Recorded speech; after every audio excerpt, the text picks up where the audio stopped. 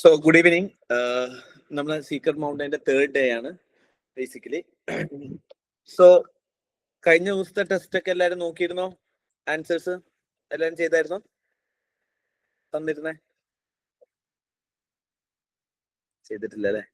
Tanuja, Anu, okay fine fine, okay, very good very good. ചെയ്തിട്ട് എങ്ങനെയാണ് തോന്നുന്നത്? പ്രാക്ടീസ് ചെയ്യാൻ പറ്റുന്നുണ്ടോ? എന്തെങ്കിലും ബുദ്ധിമുട്ട് ഫീൽ ചെയ്യുന്നുണ്ടോ?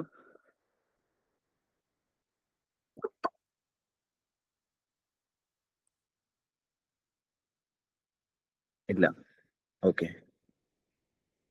ആ ക്വസ്റ്റ്യൻസ് ഡിസ്കസ് ചെയ്യണമെന്നുണ്ടോ?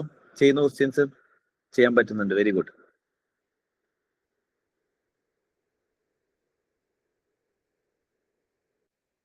എക്സ്പ്ലനേഷന് ബേസിക്കലി അതിന്റെ ആൻസർ നിങ്ങൾക്ക് എക്സ്പ്ലനേഷൻ കിട്ടണമെന്നുണ്ടെങ്കിൽ ഇപ്പൊ ബേസിക്കലി എന്തുകൊണ്ടാണ് എക്സ്പ്ലനേഷൻ ഇല്ലാത്തതെന്ന് വെച്ച് കഴിഞ്ഞാൽ, സാധാരണ ഒരു ടെസ്റ്റ് സീരീസിൽ നിങ്ങൾക്ക് എക്സ്പ്ലനേഷൻ ആണല്ലോ കിട്ടുക. അപ്പം നമുക്ക് അതിനകത്ത് വേണ്ടത്, അതിനകത്തുള്ള ലോജിക്കാണ് വേണ്ടത്. അതിന്റെ ആൻസർ എക്സ്പ്ലനേഷൻ, എലിമിനേഷനുള്ള എക്സ്പ്ലനേഷൻ അല്ലേ? അത് കുറെ ടൈപ്പ് ചെയ്യണം. ഓക്കെ, അത് നമുക്കൊന്ന് എന്ത് ചെയ്യാം, ഒരു ദിവസം അതിന് വേണ്ടിയിട്ട് ഇരിക്കാം. ഒരു 3 ദിവസം. ഇത് ഇപ്പൊ നെക്സ്റ്റ് ഡേ നമുക്ക് എന്ത് ചെയ്യാൻ വേണമെങ്കിൽ ഒരു ദിവസം എല്ലാ ക്വസ്റ്റ്യൻസും ഇതുവരെ തന്ന ക്വസ്റ്റ്യൻസ് ഒക്കെ എഴുതിയിട്ട് ഒന്ന് അതിനകത്ത് മാത്രം ഒന്ന് എലിമിനേഷൻസ് ചെയ്ത് നമുക്കൊന്ന് വർക്ക് ചെയ്ത് നോക്കാം കേട്ടോ. അപ്പം കുറച്ചുകൂടി ആയിരിക്കും. എഴുതാൻ പറയുമ്പം അത് കുറെ രീതിയിൽ ഇങ്ങനെ ഇരുന്ന് ടൈപ്പ് ചെയ്യണ്ടേ, അതിന്റെ ആൻസർ അല്ലല്ലോ നമുക്ക് വേണ്ടത്. ഓക്കെ, സോ എനിവേ ഇന്ന് നമ്മളെ 3rd ഡേ ആണ്. 3rd ഡേയിലേക്ക് നമ്മൾ പോകുമ്പോൾ നമ്മൾ ഇതുവരെ എക്സ്ട്രീമിസ്റ്റ് നോക്കി, ലാസ്റ്റ് മാൻ നോക്കി, ക്ലാഷ് ആൻഡ് ക്രാഷ് നോക്കി, അതുപോലെ തന്നെ കപ്ലിംഗ് സ്റ്റേറ്റ്മെന്റ് നോക്കി, കോൺസ്റ്റിറ്റ്യൂഷണൽ കൺസിസ്റ്റൻസി നമ്മൾ കുറെ സാധനത്തിൽ നമ്മൾ നോക്കിയിട്ടുണ്ട് അല്ലെ. ഇനി നമുക്ക് ബേസിക്കലി നോക്കാനുള്ളത്, നമ്മൾ നോക്കുന്ന വേർഡ് ഡീകൺസ്ട്രക്ഷൻസിലാണ് നമ്മൾ എന്ത് ചെയ്യുന്നത്, ഇന്ന് പോകാൻ പോകുന്നത് മേജർ ആയിട്ട്. സോ വേർഡ് ഡീകൺസ്ട്രക്ഷൻസ് എന്ന് പറയുന്നത് UPSC-യിൽ വളരെ അധികം നമുക്ക് കുറെ ടോപ്പിക്കുകളിൽ, എസ്പെഷ്യലി സയൻസ് ആൻഡ് ടെക് പോലെയുള്ള ടോപ്പിക്കുകൾ, എക്കണോമിക്സ്, അതേപോലെ തന്നെ ഏൻഷ്യന്റ് ഹിസ്റ്ററി, ഇതുപോലെയുള്ള ടോപ്പിക്കുകളിലൊക്കെ നമുക്ക് കുറെ സയൻസ് ആൻഡ് ടെക്കിനകത്തൊക്കെ എക്സ്പെഷ്യലി, അല്ലെങ്കിൽ എൻവയോൺമെന്റ് റിലേറ്റഡ് ആയിട്ടുള്ള ക്വസ്റ്റ്യൻസിലൊക്കെ എക്സ്പെഷ്യലി ഉള്ളൊരു ഗുണം എന്താന്ന് വെച്ച് കഴിഞ്ഞാൽ, പഠിച്ച് നിങ്ങളിപ്പം ബേസിക്കലി ക്വസ്റ്റ്യൻസ് ശ്രദ്ധിക്കുക. ഇപ്പൊ NCERT വായിക്കാന്ന് വിചാരിക്കുക. സയൻസ് ആൻഡ് ടെക്കിന്റെ NCERT 6, 7, 8 ഒക്കെ വായിച്ചാലും ഇതിൽ നിന്നൊന്നും ക്വസ്റ്റ്യൻസ് വരുന്നില്ല. ഇനി എൻവയോൺമെന്റ് പഠിക്കാമെന്ന് നിങ്ങൾ വിചാരിച്ചിട്ട് നിങ്ങൾ എന്താണ് എക്കോളജി, എന്താണ് ബയോസ്ഫിയർ, അല്ലെങ്കിൽ അങ്ങനെയുള്ള ടെക്നിക്കൽ തിയറിറ്റിക്കൽ ടേംസ് ഒക്കെ പഠിച്ചു, there is no question from this particular area. അപ്പം എവിടുന്നാണ് ക്വസ്റ്റ്യൻ വരുന്നത്? Nobody knows. അതായത് ബേസിക്കലി ക്വസ്റ്റ്യൻസ് വരുന്നത് എന്താണ്? കറന്റ് റിലേറ്റഡ് ആയിട്ടുള്ള കാര്യങ്ങളിൽ നിന്നാണ് ക്വസ്റ്റ്യൻസ് വരുന്നത്. പക്ഷേ ഈ കറന്റ് റിലേറ്റഡ് എൻവയോൺമെന്റ് എന്ന് പറയുന്നത് ഇറ്റ് ഈസ് എ വാസ്റ്റ് കാര്യങ്ങളാണ്. ചിലപ്പോൾ പൊതുവെ, ഇനി ഒരു കാര്യം ഞാൻ പറയാം, ഈ ഓർഗനൈസേഷനും കാര്യത്തിലൊക്കെ ഏറ്റവും കൂടുതൽ UPSC-ക്ക് ഇഷ്ടപ്പെട്ട ഒരു ഓർഗനൈസേഷൻ ഏതാന്ന് പറയാമോ? ഏറ്റവും കൂടുതൽ ഇഷ്ടപ്പെട്ട UPSC-ക്ക് ഇഷ്ടപ്പെടുന്ന ഒരു ഇന്റർനാഷണൽ ബോഡി ഏതാണ്? ഏറ്റവും കൂടുതൽ ഇഷ്ടം എന്ന് ഞാൻ പറയാൻ കാരണം, ഏറ്റവും കൂടുതൽ UPSC ചോദിച്ചാൽ അത് റൈറ്റ് ആൻസർ ആവുന്ന, അതായത് പൊതുവെ ഒരു സാധനം UN അല്ല, WTO അല്ല, UNEP അല്ല, UNESCO അല്ല, it is EU. European union എല്ലാ വർഷവും UPSC ചോദിക്കും. യൂറോപ്യൻ യൂണിയനെ പറ്റി എന്തെങ്കിലും ഒരു ക്വസ്റ്റ്യൻ എന്തുണ്ടാവും? UPSC ചോദിച്ചിട്ടുണ്ടാവും എല്ലാ വർഷവും. അപ്പൊ EU ആയി ബന്ധപ്പെടുന്ന ക്വസ്റ്റ്യൻസ്, UNESCO ഒക്കെ ചോദിച്ചിട്ടുണ്ട്, പക്ഷെ എല്ലാ വർഷവും ഇല്ല. അതുപോലെ തന്നെ UNEP-യും എല്ലാ വർഷവും ചോദിച്ചിട്ടില്ല. പക്ഷെ ബേസിക്കലി ഇനി UNEP ഓപ്ഷനിൽ ഉണ്ടാവും, പക്ഷെ കൂടുതൽ ആൻസേഴ്സ് ഒക്കെ ശരിയായി വരുന്ന EU-ലായിരിക്കും. ബേസിക്കലി എന്ത് ചെയ്യുക, അങ്ങനെ ഓപ്ഷൻസിലൊക്കെ ശരിയായി വരുന്നത് EU-നെ ഒരു സ്പെഷ്യൽ ചായ്വ് ബേസിക്കലി യൂറോപ്യൻ യൂണിയനോട് UPSC-ക്ക് ഉണ്ട്. ഇടയ്ക്കിടയ്ക്ക് ക്വസ്റ്റ്യൻസ് വരാറുണ്ട്. ഓക്കെ, വളരെ കൺസിസ്റ്റന്റ് ആയിട്ട് വരുന്നതാണ്. അപ്പം ഇങ്ങനെയുള്ള ചോദ്യങ്ങളിലൊക്കെ, ഇപ്പൊ എൻവയോൺമെന്റ് പോലെയുള്ള ചോദ്യങ്ങളിലൊക്കെ കൃത്യമായിട്ട് നിങ്ങൾക്ക് പഠിച്ചു പോയിട്ട്, നമ്മൾ കുറെ ഏരിയ നമ്മൾ പഠിക്കും. എന്തിനാ നമ്മൾ കുറെ ഏരിയ പഠിക്കുന്നതെന്ന് വെച്ച് കഴിഞ്ഞാൽ, കുറെ ആ ഏരിയ എന്ന് വന്നു കഴിഞ്ഞാൽ നമുക്ക് എലിമിനേറ്റ് ചെയ്യാനൊക്കെ വേണ്ടിയിട്ട് ഈ ഇൻഫർമേഷൻ നമുക്ക് യൂസ്ഫുൾ ആയിരിക്കാം. പക്ഷെ പലപ്പോഴും നമ്മൾ ആദ്യമായിട്ടായിരിക്കും ഇങ്ങനെ ഒരു വേർഡ് എന്ത് ചെയ്യുന്നത്, കേൾക്കുന്നത്, അല്ലെങ്കിൽ ഇങ്ങനെ ഒരു ഓർഗനൈസേഷനോ ഇങ്ങനെ ഒരു വേർഡോ അങ്ങനെ ഒരു പർട്ടിക്കുലർ ഒരു കോൺസെപ്റ്റ് നമ്മൾ ആ ഒരു എക്സാമിനേഷൻ ഹോളിലായിരിക്കും കേൾക്കുന്നത്. അപ്പൊ നമ്മൾ വിചാരിക്കുന്നത് നമ്മൾ പഠിക്കാത്തത് കൊണ്ട്, അല്ലെങ്കിൽ നമ്മുടെ പഠിത്തം മോശമായതുകൊണ്ട് നമ്മൾ മാത്രമേ അറിയാത്തതുള്ളൂ എന്ന് ചിലപ്പോൾ നമ്മൾ വിചാരിക്കും. പക്ഷെ ഇൻഫാക്ട് എന്തായിരിക്കും, അത് ആ എക്സാമിന് എഴുതുന്ന എല്ലാവരും, അല്ലെങ്കിൽ ഒരു 98% ആളുകൾക്കും അതിനെപ്പറ്റി അറിവുണ്ടാവില്ല. പിന്നീടാണ് എന്ത് ചെയ്യുന്നത്, പിന്നീട് അത് എക്സാം കഴിഞ്ഞതിന് ശേഷം എല്ലാവർക്കും, in hindsight everybody is genius. Exam കഴിഞ്ഞ് കഴിഞ്ഞാൽ നിങ്ങൾക്ക് എല്ലാവർക്കും അതിന്റെ ലോജിക്ക് തന്നെ കത്തും. നിങ്ങൾ ഇത് ഇത്ര സിമ്പിൾ ആയിരുന്നോ, അല്ലെ? ഇപ്പൊ 2025 ക്വസ്റ്റ്യൻ പേപ്പർ എടുത്തു, നിങ്ങൾ ഇത്ര സിമ്പിൾ ആയിരുന്നു. അപ്പം hindsight everybody nose the answer. What is most matter is ആ എക്സാമിനേഷൻ ഇരിക്കുന്ന സമയത്ത് നിങ്ങൾക്ക് ചെയ്യാൻ പറ്റുന്നുണ്ടോ എന്നുള്ളതാണ്. വേർഡ് ഡീകൺസ്ട്രക്ഷനിൽ നമുക്ക് ചെയ്യാനുള്ളത്, ഓരോ വേർഡ്സുകളും തമ്മിൽ അതിൽ നിന്ന് വേർഡിനെ എക്സ്പാൻഡ് ചെയ്ത് മാക്സിമം പോസിബിലിറ്റീസ് എന്തൊക്കെയുണ്ട് ആ വേർഡിൽ എന്നുള്ളത് മനസ്സിലാക്കുക. ആദ്യം വേർഡ് നോക്കുക, വേർഡിന്റെ മീനിങ്ങുമായിട്ട് അസോസിയേറ്റ് ചെയ്യാൻ പറ്റുന്ന എന്തെങ്കിലും കാര്യങ്ങൾ ഉണ്ടോ എന്ന് നോക്കുക. അങ്ങനെയാണെന്നുണ്ടെങ്കിൽ അതിന്റെ പോസിബിലിറ്റീസ്, അതിന്റെ സ്കോപ്പ് ഓഫ് വേർഡ് എന്താണെന്ന് നോക്കുക. എത്രത്തോളം അത് സ്റ്റാറ്റിസ്റ്റിക്കുമായിട്ട് നമുക്ക് കണക്കാക്കാൻ പറ്റുന്നുണ്ട്, അല്ലെങ്കിൽ നമ്മുടെ സ്റ്റാറ്റിക് ടോപ്പിക്കുമായിട്ട് നിങ്ങൾക്ക് റിലേറ്റബിൾ എത്രത്തോളം ചെയ്യാൻ പറ്റുന്നുണ്ട്. ഈ വേർഡ് ഈ പർട്ടിക്കുലർ, ഫോർ എക്സാമ്പിൾ ഇപ്പൊ സംഘം ലിറ്ററേച്ചറിലാണ് ഈ വേർഡ് ഉണ്ടെങ്കിൽ സംഘം ലിറ്ററേച്ചറിൽ ഈ വേർഡിന്റെ എത്രത്തോളം പോസിബിലിറ്റി ഉണ്ട്. ഇനി സയൻസ് ആൻഡ് ടെക്കിലാണെങ്കിൽ ഈ വേർഡിന് എത്രത്തോളം പോസിബിലിറ്റി ഉണ്ട്. ഇവിടെ പലപ്പോഴും സ്റ്റുഡൻസ് ചെയ്യുന്ന ഏറ്റവും വലിയ മിസ്റ്റേക്ക് എന്താണെന്ന് വെച്ച് കഴിഞ്ഞാൽ, പലപ്പോഴും ആളുകൾ എന്ത് ചെയ്യുന്ന വെച്ച് കഴിഞ്ഞാൽ ഈ ഡീകൺസ്ട്രക്ഷൻ പ്രോപ്പറായിട്ട് ചെയ്യുകയും ചെയ്യും, അതിനകത്ത് കൃത്യമായ വേർഡൊക്കെ അടുത്ത് ഉണ്ടെന്ന് അവർ മനസ്സിലാക്കി മാർക്ക് ചെയ്ത് വെക്കും. എന്നിട്ട് എയിലും ബിയിലേക്കും അല്ലെങ്കിൽ എയും സിയിലേക്ക് വരും 50-50 ചാൻസ്. എക്സാക്ട്ലി ഇതിനകത്ത് പറഞ്ഞൊരു വേർഡ്, ഫോർ എക്സാമ്പിൾ ഇപ്പൊ DNA എന്ന് ഞാൻ പറയാം, ഈ ഓപ്ഷനിൽ DNA എന്നുണ്ടാവും, അല്ലെങ്കിൽ സി എന്ന് പറയുന്ന ഓപ്ഷനിൽ DNA എന്നുണ്ടാവും, എക്സാക്ട്ലി ഒരു വേർഡ് ഉണ്ടാവും. ഈ വേർഡ് കാണുന്നതുകൊണ്ട് UPSC ഇത്ര സിമ്പിൾ ആക്കില്ലല്ലോ എന്ന് വിചാരിച്ചിട്ട് എന്ത് ചെയ്യും, ഈ DNA എന്ന് വേർഡ് ഇല്ലാത്ത, DNA എന്നൊരു വേർഡിനകത്ത് DNA ഉണ്ട്, ഒരു ഓപ്ഷനിലും DNA ഉണ്ട്. ചിലപ്പോൾ നിങ്ങൾ എലിമിനേറ്റ് ചെയ്ത് എയും സിയിലേക്ക് എത്തിയിട്ടുണ്ടാവും. പിന്നെ എന്ത് ചെയ്യും, വളരെ സിമ്പിൾ ആക്കില്ലല്ലോ എന്ന് വെച്ചിട്ട് UPSC കോംപ്ലക്സ് ആക്കും എന്ന് വിചാരിച്ച് നമ്മൾ എന്ത് ചെയ്യാറുണ്ട്, വളരെ സിമ്പിൾ ആയ ഓപ്ഷനെ, നിങ്ങൾക്കും എളുപ്പമാണെന്ന് തോന്നിയ ഓപ്ഷനെ, പെട്ടെന്ന് കിട്ടിയ ഒരു ഓപ്ഷനെ നിങ്ങൾ എന്ത് ചെയ്യും, ആ കാരണം പറഞ്ഞ് എലിമിനേറ്റ് ചെയ്യും. എന്താണ് എലിമിനേറ്റ് ചെയ്യാനുള്ള കാരണം? എനിക്ക് പെട്ടെന്ന് കിട്ടി, ഇത്രയും സിമ്പിൾ ആയിട്ട് UPSC ചോദിക്കോ എന്നുള്ള ഒരു ഡൗട്ട്, അല്ലെങ്കിൽ അത്രയും ഇത് ഭയങ്കര സിമ്പിൾ അല്ലേ, ടു സിമ്പിൾ. അപ്പൊ നിങ്ങൾക്ക് അത് ബിലീവ് ചെയ്യാനോ ട്രസ്റ്റ് ചെയ്യാനുള്ള കോൺഫിഡൻസ് ഇല്ല. അപ്പൊ നിങ്ങൾ ആദ്യം മനസ്സിലാക്കേണ്ടത്, നിങ്ങൾ നല്ലൊരു പ്രിപ്പറേഷൻ കൊടുത്ത ഒരാളാണെന്നുണ്ടെങ്കിൽ, അതായത് അത്യാവശ്യം നല്ല രീതിയിൽ UPSC എക്സാമിനേഷന് വേണ്ടി പ്രിപ്പയർ ചെയ്ത ആളാണെന്നുണ്ടെങ്കിൽ നിങ്ങൾക്ക് ഒരു ബേസ് നോളജ് ഉണ്ടാവും. So next 100 days you should prepare thoroughly. Okay, അപ്പൊ നിങ്ങൾ ആ ബേസ് ഉണ്ടാവും. ഈ ബേസ് എന്തിനാ? ഈ ബേസ് കൊണ്ട് നിങ്ങൾക്ക് ആകെ കിട്ടാൻ പോകുന്ന 20 ക്വസ്റ്റ്യൻ ഒക്കെ ഉണ്ടാവുള്ളൂ ഡയറക്ട്ലി. നിങ്ങൾ ഇപ്പം ഇനി പഠിക്കാൻ പോകുന്ന 100 ദിവസം കൊണ്ട് നിങ്ങൾ എത്ര പഠിച്ചാലും നിങ്ങൾക്ക് ഡയറക്റ്റ് ആയിട്ട് ചോദ്യം വായിക്കുന്നു, ഉത്തരം അറിയുന്ന, ചോദ്യം വായിക്കുന്നു, ആൻസർ ഈസ് ബി എന്ന് മാർക്ക് ചെയ്യാൻ പറ്റുന്ന, കോൺഫിഡന്റ് ആയി മാർക്ക് ചെയ്യാൻ പറ്റുന്ന 20 ക്വസ്റ്റ്യൻസ്. ഇവിടെ ആക്യുറസി എന്ന് പറയുന്നത് ഏകദേശം 95% അല്ലെങ്കിൽ 90% ആക്യുറസി ആയിരിക്കും ഈ ക്വസ്റ്റ്യൻസിൽ. കാരണം എന്താണ്, ഇവിടെ ചോദ്യം വായിക്കുന്ന നിങ്ങൾക്ക് ഉത്തരം അറിയാം. അപ്പൊ നിങ്ങൾ അശ്രദ്ധ കാരണോ അല്ലെങ്കിൽ നിങ്ങൾ ആങ്സൈറ്റി കാരണോ ഒക്കെ ഇവിടെ ക്വസ്റ്റ്യൻസ് പൊതുവെ തെറ്റുക. അതല്ല എന്നുണ്ടെങ്കിൽ 90% ആക്യുറസി ആണ്. അപ്പൊ ഏറ്റവും കൂടുതൽ ശരിയാവുന്ന ചോദ്യങ്ങൾ 20 ക്വസ്റ്റ്യൻസ് ആണ്. അത് എന്തായാലും നിങ്ങൾക്ക് എന്ത് ചെയ്യാൻ പറ്റും, നിങ്ങൾ ഒരു 100 days നല്ല രീതിയിൽ പ്രിപ്പയർ ചെയ്താൽ നിങ്ങൾക്ക് കിട്ടും. സോ അതിനെപ്പറ്റി പ്രോബ്ലം ഇല്ല. പ്രോബ്ലം എവിടെ വരുന്നത്, പിന്നീടുള്ള എലിമിനേഷൻസ് ആണ് ബാക്കിയെല്ലാം നമ്മൾ നോക്കുന്നത്. അതായത് ഈ 100 ക്വസ്റ്റ്യൻ കഴിഞ്ഞിട്ട് നമുക്ക് എലിമിനേറ്റ് ചെയ്ത ആൻസറിലേക്ക് കിട്ടണം. ഇതിൽ പ്യുവർലി എലിമിനേറ്റ് ചെയ്യാൻ പറ്റുന്ന ക്വസ്റ്റ്യൻസ് മാത്രമാണ് ഞാൻ ഇപ്പൊ കുറെ കാണിച്ചു തന്നത് അല്ലെ. ഇനി നമ്മൾ എന്ത് ചെയ്യുന്ന വെച്ച് കഴിഞ്ഞാൽ, ഇത് ഞാൻ പറഞ്ഞു എപ്പോഴും എന്തല്ല ഗ്രീൻ സൈഡ് മാത്രമല്ല ഒരു സാധനത്തിന് ഉണ്ടാവുക, അതിന് ചെറിയ പ്രോബ്ലംസും ഉണ്ടാവും. പക്ഷെ നമ്മൾ അൾട്ടിമേറ്റ്ലി നോക്കുക ഏറ്റവും കൂടുതൽ പോസിറ്റീവ്സ് എന്താണെന്നുള്ളതാണ് നോക്കുക. അതായത് എപ്പോഴും എന്തെങ്കിലും നെഗറ്റീവ്, അല്ലാതെ 100% നിങ്ങൾക്ക് നല്ലത് മാത്രം വരില്ല. Life is all about grey. അപ്പം ഓട്ടോമാറ്റിക്കലി അതിൽ ഏറ്റവും കൂടുതൽ വരുന്നു എന്നുള്ളതാണ് കോൺസെപ്റ്റ്. അപ്പൊ ചിലതിന്റെ ഓപ്ഷൻസ് നിങ്ങൾക്ക് എന്ത് ചെയ്യാൻ പറ്റും, എയിലേക്കും ബിയിലേക്കും എത്താൻ പറ്റുന്ന കുറെ എലിമിനേഷൻസ് ഉള്ള ഓപ്ഷൻസ് ഉണ്ട്. എല്ലാ മിക്ക ക്വസ്റ്റ്യൻസിലും എലിമിനേറ്റ് ചെയ്ത് നിങ്ങൾക്ക് എയും ബിയും എത്താൻ പറ്റും. 50-50 is completely possible with elimination. പക്ഷെ ചിലത് 50-50 നിന്ന് എടുക്കാൻ പറ്റില്ല. അപ്പൊ അങ്ങനത്തെ ക്വസ്റ്റ്യൻസിൽ ഇനി എന്ത് ചെയ്യാൻ പറ്റും, അവിടെ നിങ്ങൾ ചെറിയ നോളജും അല്ലെങ്കിൽ അവിടെ നിങ്ങൾക്ക് എന്ത് ചെയ്യേണ്ടി വരും, അതിൽ മോസ്റ്റ് പ്രോബബിൾ ആയുള്ള സാധനം റിപ്പീറ്റഡ് ആയിട്ട് വായിച്ച് എടുക്കുക എന്നുള്ളതാണ്. അവിടെ പക്ഷെ തെറ്റാനുള്ള ചാൻസും കൂടുതലാണ്. പക്ഷെ അത് എങ്ങനെ എടുക്കാം എന്നുള്ള, അങ്ങനെ 50-50 ക്വസ്റ്റ്യൻസ് മാത്രമുള്ള, എങ്ങനെ ചെയ്താലും നിങ്ങൾക്ക് ഒരു 50-50 എലിമിനേറ്റ് ചെയ്ത് എത്താൻ പറ്റും. അതിനപ്പുറത്തേക്ക് എലിമിനേറ്റ് ചെയ്ത് എത്താൻ പറ്റില്ല. അങ്ങനത്തെ ക്വസ്റ്റ്യൻസ് നമുക്ക് എടുക്കാം. അപ്പം ബേസിക്കലി എന്തിനാന്ന് വെച്ച് കഴിഞ്ഞാൽ, ദാറ്റ് ഈസ് ദ റിയാലിറ്റി. വെറുതെ ഇങ്ങനെ മാജിക് കാണിച്ചിട്ട് കാര്യമില്ല. കുറെ സാധനങ്ങൾ എന്തുണ്ട്, ചില ക്വസ്റ്റ്യൻസിൽ റിയാലിറ്റീസും ഉണ്ട്. അപ്പൊ ആ റിയാലിറ്റി, അങ്ങനത്തെ ക്വസ്റ്റ്യൻസ് പക്ഷെ വളരെ കുറച്ചായിരിക്കും, പക്ഷെ അതും ഉണ്ട്. പക്ഷെ അതും നമുക്ക് മാനേജ് ചെയ്യാൻ പറ്റണം. അപ്പോഴാണ് നമ്മൾ എന്ത് ചെയ്യുക, പ്രോപ്പർ ആയിട്ട് ഒരു കംപ്ലീറ്റ് എലിമിനേഷൻ ടെക്നിക്കിലേക്ക് നമ്മൾ വരിക. ഓക്കെ, അപ്പൊ അതിന് മുന്നേ ഉള്ള ഒരു ബേസുകളാണ് നമ്മൾ ഇപ്പോൾ എന്ത് ചെയ്യുന്നത്, സെറ്റ് ചെയ്യുന്നത്. സോ വേർഡ് ഡീകൺസ്ട്രക്ഷൻസിലൂടെ നമുക്ക് നോക്കാൻ പറ്റുന്നത് ബേസിക്കലി എന്താണ്, അപ്പം എലിമിനേഷനിലൂടെ ഒരു ഏകദേശം ഒരു 60 ക്വസ്റ്റ്യൻസിലൂടെ നിങ്ങൾക്ക് എന്ത് ചെയ്യും, എല്ലാ ക്വസ്റ്റ്യൻസും നിങ്ങൾക്ക് എലിമിനേറ്റ് ചെയ്യാം. ഞാൻ പറയുന്ന ഒരു ആൻസറിലേക്ക് പ്യൂർലി എത്താൻ പറ്റുന്ന ഒരു 40-60 ക്വസ്റ്റ്യൻസ് നിങ്ങൾക്ക് ആൻസറിലേക്ക് എത്താൻ പറ്റും. ഓക്കെ, പക്ഷെ എല്ലാ ക്വസ്റ്റ്യൻസിലും പല ഓപ്ഷൻസിലും എലിമിനേഷൻസ് ഉണ്ടാവും. ഓക്കെ, ഇനി ലോജിക്കൽ ഇനി എങ്ങനെയാണ് ആ ക്വസ്റ്റ്യൻസിലേക്ക് എത്തുക, വേർഡ് ഡീകൺസ്ട്രക്ഷനിലേക്ക് എങ്ങനെ പോകാൻ പറ്റും എന്നുള്ളത് നമുക്ക് നോക്കാം. ഇവിടെ ഈ ക്വസ്റ്റ്യൻ ഒന്ന് വായിച്ചിട്ട്, ഇതിനകത്ത് നമുക്ക് വേർഡ് ഡീകൺസ്ട്രക്ഷൻ ആണ് നമ്മൾ നോക്കാൻ പോകുന്നത് അല്ലെ. നമുക്കൊരു പുതിയ വേർഡ് കിട്ടി, ഏരിയൽ മെറ്റാജീനോമിക്സ് എന്ന് നമുക്ക് കിട്ടി. അപ്പം നമ്മൾ ഇനി എന്താ ചെയ്യേണ്ടതെന്ന് വെച്ച് കഴിഞ്ഞാൽ, വേർഡിനെ കട്ട് ചെയ്ത് ഡീകൺസ്ട്രക്ട് ചെയ്യാണ് നമ്മൾ ചെയ്യേണ്ടത്. അപ്പം ഇത് ഒറ്റ വേർഡായിട്ട് വായിക്കുമ്പോൾ ഇതിനെപ്പറ്റി നമുക്ക് ഒരു സെൻസും കിട്ടില്ല എന്നുള്ളതാണ്. അപ്പൊ ഇതിനെ ആദ്യം ഏരിയലിനാക്കി. മെറ്റാജീനോമിക്സ് എന്ന് പറയുന്നത് നിങ്ങൾക്ക് അറിയാം, അതൊരു വേർഡ് അല്ല, 2 വേർഡുകൾ കൂടി ചേരുന്നതാണ് മെറ്റാജീനോമിക്സ്. ഏതൊക്കെ വേർഡുകളാണ്? മെറ്റ ആൻഡ് ജീൻ അല്ലെ. ജീനിനെ പറ്റി പഠിക്കുക. ജീനോമിക്സ് ഈസ് സ്റ്റഡി അല്ലെ. സോ മെറ്റ മീൻസ് ബേസിക്കലി അതിനെ കോംപ്രിഹെൻഡ് ആയിട്ട് പഠിക്കുന്നത്. മെറ്റ എന്ന് പറയുന്നതും എന്താണ്, ഒരു കോംപ്രിഹെൻഡ് സ്റ്റഡീസ് ആണ്. അപ്പം ജീനിനെ പറ്റി പഠിക്കുന്ന ഏരിയൽ എന്ന് പറഞ്ഞാൽ എന്താ അർത്ഥം, എന്തായിരിക്കും ഏരിയൽ?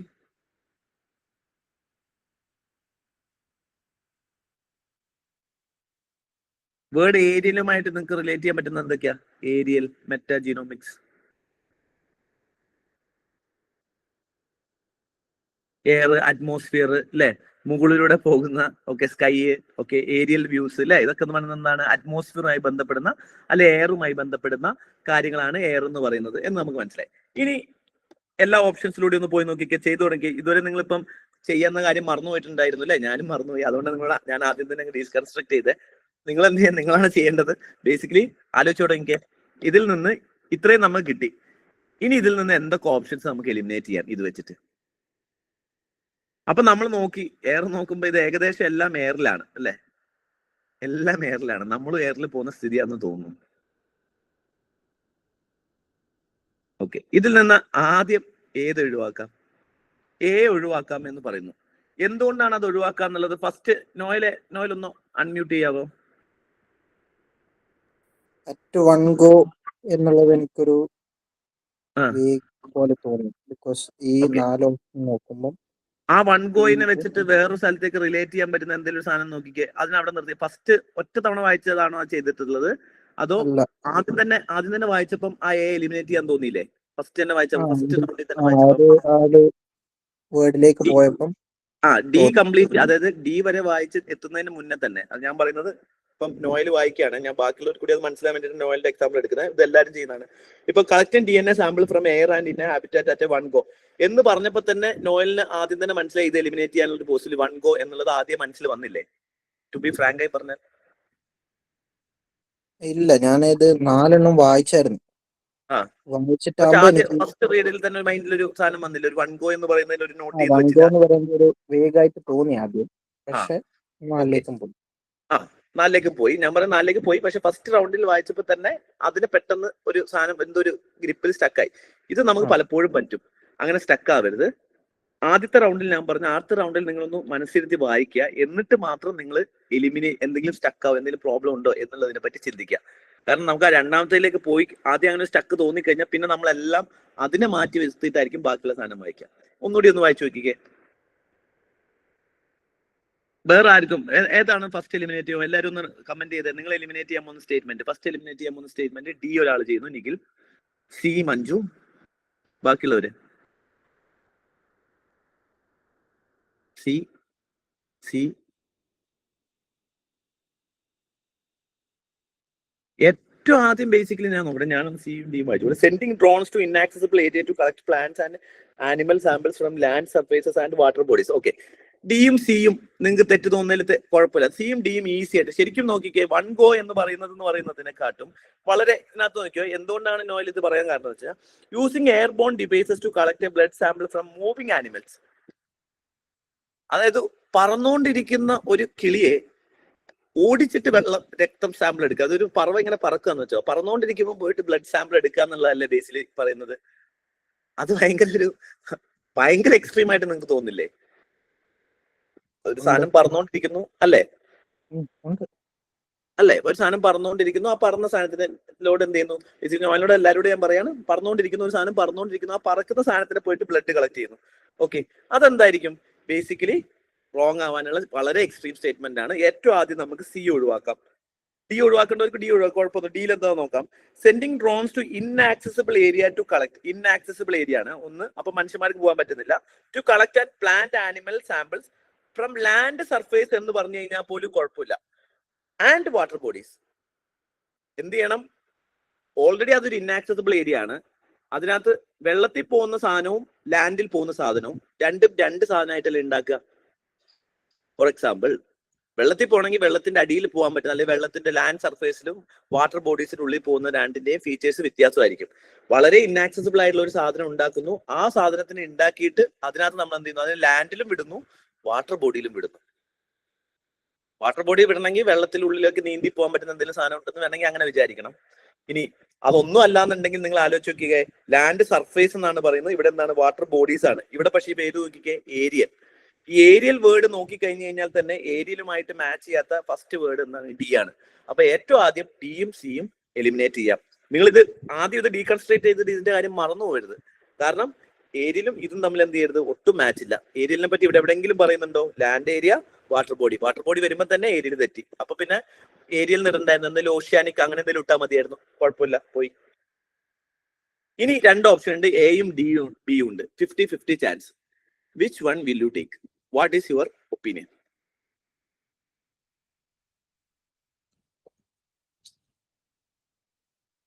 നോയിൽ ബി പോയി, ബാക്കിയുള്ളവര്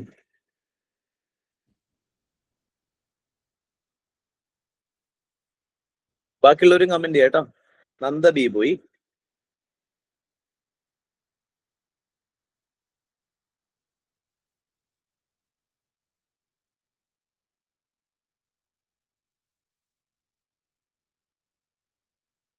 ബാക്കിയുള്ളവരുടെ പോയി. ഓക്കെ, എ പറയുന്നവരൊക്കെ തംസപ്പ് തന്നെ. എ മഞ്ജു ബി, എ പറയുന്ന ഒരു thumbs up. Nobody is going for A. Okay, എല്ലാവർക്കും വൺ ഗോ നിങ്ങൾ മനസ്സിലായി. ഓക്കെ, എയില് എ എലിമിനേറ്റ് ചെയ്യുന്ന ആരുമില്ല. ബി എന്ന് പറയുന്നവരൊക്കെ കൈബുക്കാൻ മീൻസ് തംസപ്പ് തന്നെ. 1 2 3 4 5 ബി. ബാക്കിയുള്ളവരൊക്കെ അവിടെ പോയി. ഓക്കെ, എയും ബിയിലേക്കും എത്തി എത്ര പേരുണ്ട്? ഓക്കെ ഓക്കെ, ഒന്ന് എല്ലാരും തംസപ്പ് നിർത്തിക്കോ. ഒന്ന് നിർത്തണേ. ഓക്കെ, നിർത്താനായിരുന്നു ഉദ്ദേശിച്ചത്. Okay fine. എയും ബിയിലേക്കും എത്താൻ പറ്റാത്ത എത്ര പേരുണ്ട്? എയും ബിയിലേക്ക് എത്തിയില്ല, 50-50 എത്തിയില്ല. ഓക്കെ, തനൂജ. വേറെ ആരുമില്ല. എന്താ പ്രോബ്ലം?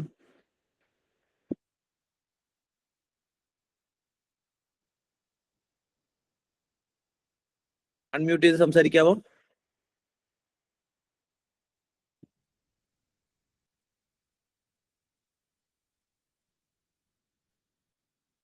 റിലേറ്റ് ചെയ്യാൻ പറ്റിയില്ല. പക്ഷെ റിലേറ്റബിൾ ആയിരുന്നില്ല നിങ്ങൾക്ക്. ബേസിക്കലി ഏരിയൽ എന്ന് പറയുമ്പോൾ ബാക്കി രണ്ടും ഭയങ്കര എക്സ്ട്രീം അല്ലേ? ഓക്കെ, റീഡിംഗ് റൂമിലാണ്. ഫൈൻ, രണ്ടും എക്സ്ട്രീം സ്റ്റേറ്റ്മെന്റ് ആണ് അല്ലേ? I hope now you understood why it is എടുക്കാൻ പറ്റുന്നത്. ഭയങ്കര എക്സ്ട്രീം സ്റ്റേറ്റ്മെന്റ് ആണ് അല്ലേ? പക്ഷെ ഇനി നിങ്ങൾ നോക്കിയാൽ, നിങ്ങൾ ബി എടുത്ത ആളുകൾ, വൈ ബി? ആരെങ്കിലും ഒരാൾ പറയാം, മഞ്ജു, വൈ ബി?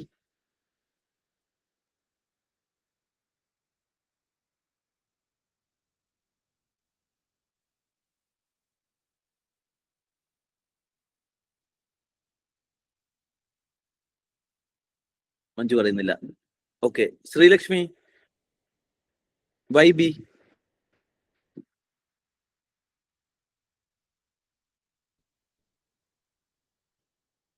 ആരെങ്കിലും ഒരാൾ പറയൂ എന്തുകൊണ്ടാണ് ബി എന്നുള്ളത്. ബി എടുത്ത ഒരാൾ പറഞ്ഞു എന്തുകൊണ്ടാണ് ബി. നമുക്കിത് കഴിഞ്ഞിട്ട് വേഗം പോണം. ബേസിക്കലി ഞാൻ ഫസ്റ്റ് ഓപ്ഷൻ എ എലിമിനേറ്റ് ചെയ്തു. അതെ, എന്റെ കേസിൽ. പിന്നെ എനിക്ക് രണ്ടും സിയും ഡിയും എനിക്ക് റിലേറ്റ് ചെയ്യാൻ പറ്റാത്ത തന്നെയാണ്. അപ്പൊ പിന്നെ കുറച്ചും കൂടെ ആ ഒരു സ്പ്ലിറ്റിലേക്ക് നോക്കുമ്പോൾ കുറച്ചും കൂടെ ആയിട്ട് റിലേറ്റ് ചെയ്യാൻ പറ്റുന്നത് ബി ആണ്. ഓക്കെ, വേറൊരാളോട് പറയാവോ? നോയിൽ ഓൾറെഡി എ ഫസ്റ്റ് തന്നെ എലിമിനേറ്റ് പോയ ആളാണ്. അതുകൊണ്ടാണ് ശരിക്കും സി എം ഡി ആയിരുന്നു ആദ്യം എലിമിനേറ്റ് ചെയ്യേണ്ടത്.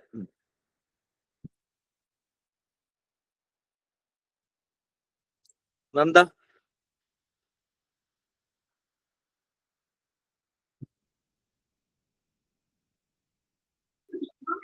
Hi sir. പറയൂ. ഞാൻ ആക്ച്വലി വാട്ടർ ബോഡീസ് ഒട്ടും കെയർലെസ്നെസ് കാരണം മിസ്സാക്കിയതാണ്. പക്ഷെ ഡ്രോൺസിന് അങ്ങനെ ഒരു ടെക്നോളജിക്കലി നമുക്ക് വേണമെങ്കിൽ പോസിബിൾ ആവാമല്ലോ എന്നുള്ള രീതിയിൽ ഞാൻ അങ്ങനെ വിചാരിച്ചതാണ്. ബിയിലേക്ക് വരാൻ കാരണം ബാക്കി എയും ബിയും മാത്രമേ. ബിയിലേക്ക് പിന്നെ വരാനുള്ള റീസൺ ജനറ്റിക് മേക്കപ്പ് അത് മസ്റ്റായിട്ട് നോക്കേണ്ട ഒരു കാര്യമാണ്. സോ അങ്ങനെയാണ് ബി ആണ്. Okay, what is about genetics എന്ന് പറഞ്ഞു കഴിഞ്ഞാൽ ബേസിക്കലി എന്താണ്? DNA പറ്റിയുള്ള പഠനമല്ലേ? Collecting sample from air in a habitat at one go. Okay, ഈ വൺ ഗോ ആയിരിക്കും നിങ്ങളുടെ പ്രശ്നം. പക്ഷെ ഇവിടെ നോക്കിക്കേ, understanding the genetic makeup of avian species of an habitat. ഒരു ടെക്നോളജി ഒരു പർട്ടിക്കുലർ ഹാബിറ്റാറ്റിലെ ഏവിയൻ സ്പീഷ്യസിന്റെ എല്ലാ പറക്കുന്ന സാധനത്തിന്റെയും എല്ലാ ഏവിയൻ സ്പീഷ്യസിന്റെയും എന്ത് ചെയ്യുന്നു? ജെനറ്റിക് മേക്കപ്പ് എടുക്കുന്നു. Collecting DNA sample from air in an habitat one ഗോയിനെക്കാട്ടും എക്സ്ട്രീം സ്റ്റേറ്റ്മെന്റ് ഇതല്ലേ, ബി അല്ലേ ശരിക്കും?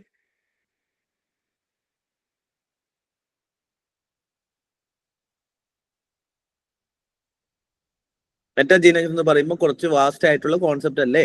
വാട്സ് ആയിട്ടുള്ള കോൺസെപ്റ്റ് ആണ്. പക്ഷേ ഏരിയൽ വാട്സ് എന്ന് പറയുമ്പോൾ ഇതിനകത്ത് ബേസിക്കലി നിങ്ങൾ ആലോചിച്ച് നോക്കിയേ, പ്രോപ്പർ ആയിട്ട് ജീനോമിക്സ് അല്ലെങ്കിൽ ജീൻസ് എന്ന് പറയുമ്പോൾ നമുക്കറിയാം DNA-യുമായി റിലേറ്റ് ചെയ്തതാണ്. ഓൾറെഡി ഇതിനകത്ത് നിങ്ങൾ വെറുതെ കോമൺ സെൻസ് വെച്ച് ആലോചിക്കുകയാണെങ്കിൽ DNA എന്ന് പറയുന്ന ഒരു സ്റ്റേറ്റ്മെന്റ് ഇതിനകത്ത് ആക്ച്വലി ഈ രണ്ടെണ്ണത്തിൽ ഏറ്റവും കറക്റ്റ് ആയിട്ട് വളരെ സ്പെസിഫിക് ആയിട്ട് പറഞ്ഞിട്ടുണ്ട്. DNA സാമ്പിൾസ് കളക്ട് ചെയ്യാനുള്ളത് പറഞ്ഞിട്ടുണ്ട്. എയറിൽ നിന്ന് എന്ത് ചെയ്യുന്നു? DNA സാമ്പിൾസ് കളക്ട് ചെയ്യുന്നു. ഒരു സ്ഥലത്ത് DNA സാമ്പിൾസ് കളക്ട് ചെയ്യുന്നു. പക്ഷെ ഇവിടെ പറഞ്ഞിരിക്കുന്നത് ഏവിയൻ സ്പീഷ്യസിന്റെ ജെനറ്റിക് എടുക്കുന്ന പറഞ്ഞേക്കുന്നത്. ഏവിയൻ സ്പീഷ്യസിന്റെ ജെനറ്റിക് എടുക്കണം എന്നുണ്ടെങ്കിൽ ആ ഏവിയൻ സ്പീഷ്യസിന്റെ DNA-യിൽ നിന്ന് സാമ്പിൾ ആയിട്ട് എന്തെങ്കിലും എടുക്കണ്ടേ? ഓക്കെ, അതായത് ഒരു പറവയല്ലേ സ്പീഷ്യസ്, ഏവിയൻ സ്പീഷ്യസ് എന്ന് പറഞ്ഞാൽ പറക്കുന്ന ജീവികൾ. പറക്കുന്ന എല്ലാ ജീവികളുടെയും DNA എന്ത് ചെയ്യണം? നമ്മൾ കളക്ട് ചെയ്യണം. അത് ഭയങ്കര വാസ്റ്റ് ആയ കോൺസെപ്റ്റ് അല്ലേ? വളരെ വലിയ കോൺസെപ്റ്റ് അല്ലേ? അതിനെക്കാട്ടും വളരെ സിമ്പിൾ ആയിട്ട് എയറിൽ നിന്ന് DNA എടുക്കുക എന്ന് പറയുന്നതല്ലേ കുറച്ചുകൂടി ഈസി? അതും DNA എന്ന് പറയുന്ന ടേമിലേക്ക് ഡയറക്റ്റ് പറഞ്ഞ സ്ഥിതിക്ക് നിങ്ങൾക്ക് അതെടുത്തുകൂടെയായിരുന്നോ കുറച്ചുകൂടി? അതെടുത്ത ആരെങ്കിലും ഉണ്ടോ? എടുത്ത ആരെങ്കിലും ഉണ്ടോ? തമീം എന്തുകൊണ്ട് എടുക്കാൻ കാരണം? DNA കണ്ടുകൊണ്ട് ജീനുമായിട്ട് റിലേറ്റഡ് അല്ലേ? ജീനുമായി റിലേറ്റഡ് ആണ്. DNA കണ്ടതുകൊണ്ട് ഇത് വളരെ ഈസി ആയിട്ട് ശരിക്കും നിങ്ങൾ എന്ത് ചെയ്യണം? നിങ്ങൾ DNA കണ്ടതുകൊണ്ട് ജീനുമായി റിലേറ്റ് ചെയ്യുന്ന ഒരേ സ്റ്റേറ്റ്മെന്റ് ഇവിടെ DNA വരുന്നത് A മാത്രമേ ഉള്ളൂ. ഇത് UPSC ഒരുപാട് തവണ ചോദിച്ചിട്ടുള്ള ക്വസ്റ്റ്യൻസ് ആണ്. ഇങ്ങനത്തെ ക്വസ്റ്റ്യൻസ് DNA അതിനകത്ത് ഉണ്ടാവുകയും ചെയ്യും, നിങ്ങൾ അത് എടുക്കുകയില്ല എന്നുള്ളതാണ് നിങ്ങളുടെ പ്രശ്നം. അപ്പം അത് വളരെ റിലേറ്റബിൾ ആണ്. ജീനുമായി റിലേറ്റ് ചെയ്യുമ്പോൾ അത് DNA സാമ്പിൾസ് ആണ്. DNA ആയിട്ട് ബന്ധപ്പെടുന്ന ഒരു സ്റ്റേറ്റ്മെന്റ് മാത്രമേ ഇവിടെ പറഞ്ഞിട്ടുള്ളൂ. ഓക്കെ, അപ്പം എന്ത് ചെയ്യണം? ഇവിടെ ഏവിയൻ സ്പീഷ്യസ് എന്ന് പറയുന്നത് എന്താണ്? ഭയങ്കര വലിയ സ്റ്റേറ്റ്മെന്റ് ആണ്. അത് വെച്ചിട്ട് നിങ്ങൾക്ക് B ഒഴിവാക്കാമായിരുന്നു. നമുക്ക് നോക്കാം, കുഴപ്പമില്ല, തെറ്റിക്കോട്ടെ, വേറെ ഒരു സാധനം നോക്കാം. ചിലപ്പോൾ നിങ്ങൾ കുറച്ചൊരു കൺട്രി ഉണ്ടാവും അല്ലെ? ഇതൊന്ന് ചെയ്തേ. Operation undertaken by army towards upliftment of local population in remote areas to include addressing of their basic needs is called. Okay, നിങ്ങൾ ആദ്യം മനസ്സിലാക്കുക എന്താണ് ആർമി ഇവിടെ ചെയ്തത് എന്നുള്ളത് മനസ്സിലാക്കുക. എന്നിട്ട് ബാക്കിയുള്ളതിന്റെ എല്ലാം വേർഡിന്റെ മീനിങ് നിങ്ങൾക്ക് അറിയുന്നതുമായി ബന്ധപ്പെട്ട് മീനിങ് ഏതെങ്കിലും റിലേറ്റ് ചെയ്യാൻ പറ്റുന്നുണ്ടോ എന്ന് നോക്കിക്കേ.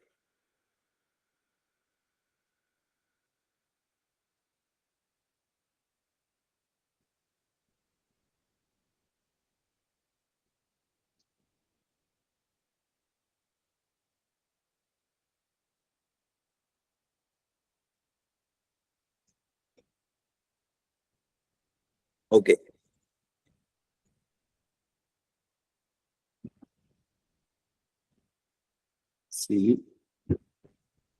C വന്നു. ഓക്കെ, A പറയുന്നവരൊക്കെ തംസപ്പ് തന്നെ ഒരാള്. P പറയുന്നവരൊന്ന് തംസപ്പ് തന്നെ.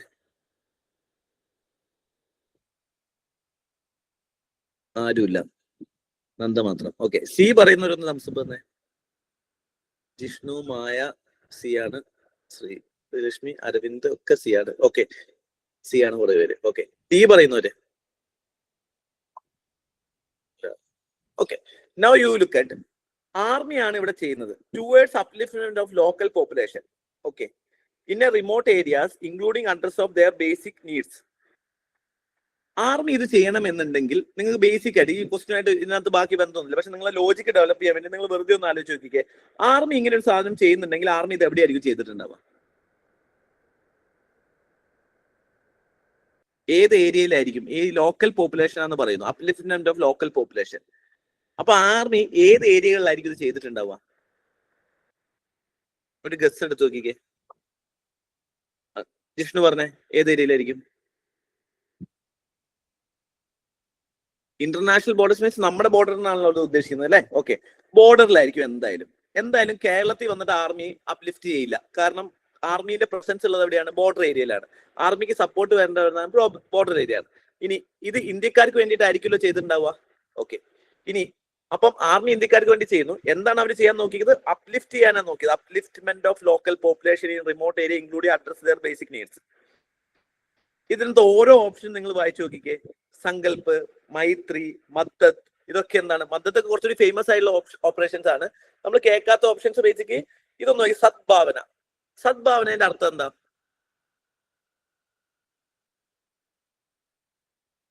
സദ്ഭാവന, നല്ല ഭാവന, ഉയർത്തിക്കൊണ്ടുവരിക, പോസിറ്റീവ് അപ്ലിഫ്റ്റ്മെന്റ്.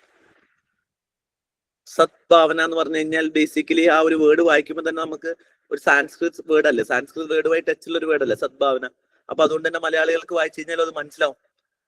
ഹിന്ദി മാത്രം അറിയണമെന്നില്ല, ഹിന്ദി അറിയുന്നവർക്ക് പെട്ടെന്ന് മനസ്സിലാവും. ഹിന്ദി അറിയില്ലെങ്കിൽ നിങ്ങൾ അതിൽ സദ്ഭാവന, സദ്ഭാവന 2-3 പ്രാവശ്യം ഒന്ന് വായിച്ചു നോക്കിക്കേ. ആ വേർഡിന്റെ മീനിങ് എന്താണ്? ആളുകളെ അപ്ലിഫ്റ്റ് ചെയ്യിപ്പിക്കുക, അല്ലെങ്കിൽ അവരുടെ ഭാവന ഉയർത്തിക്കൊണ്ടുവരിക, അല്ലെങ്കിൽ അവരുടെ ക്രിയേറ്റീവ് സൈഡ് അപ്ലിഫ്റ്റ് ചെയ്യുക എന്നുള്ളതല്ലേ. അവര് നല്ല ഉദ്ദേശത്തോടുകൂടി സത്യം ഭാവന പൊക്കിക്കൊണ്ടുവരിക എന്നുള്ളതല്ലേ. ഓപ്പറേഷൻ മൈത്രി ഒക്കെ കുറച്ച് ഫേമസ്. ഓപ്പറേഷൻ മൈത്രി ഒക്കെ ഏതുമായി ബന്ധപ്പെട്ടതാ പറയാവോ?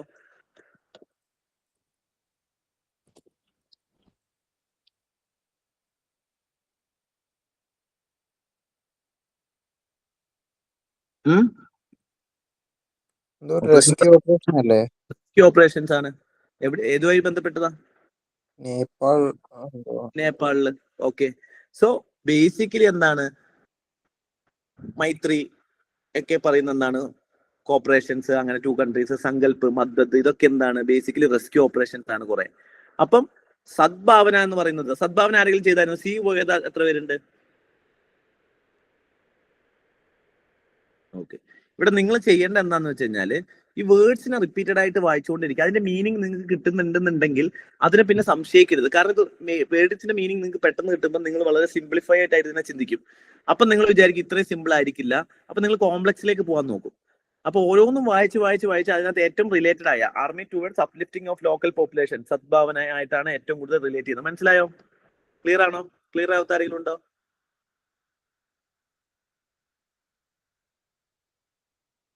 ഓക്കെ.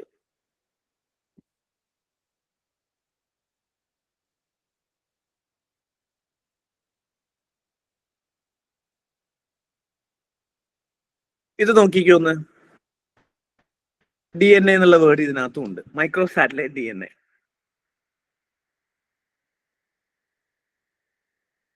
Micro satellite DNA. അപ്പൊ നമുക്ക് എന്തൊക്കെ വേർഡ് ഉണ്ട്? ആദ്യം ഒന്ന് ഡീകൺസ്ട്രക്ട് ചെയ്ത് നോക്കുക.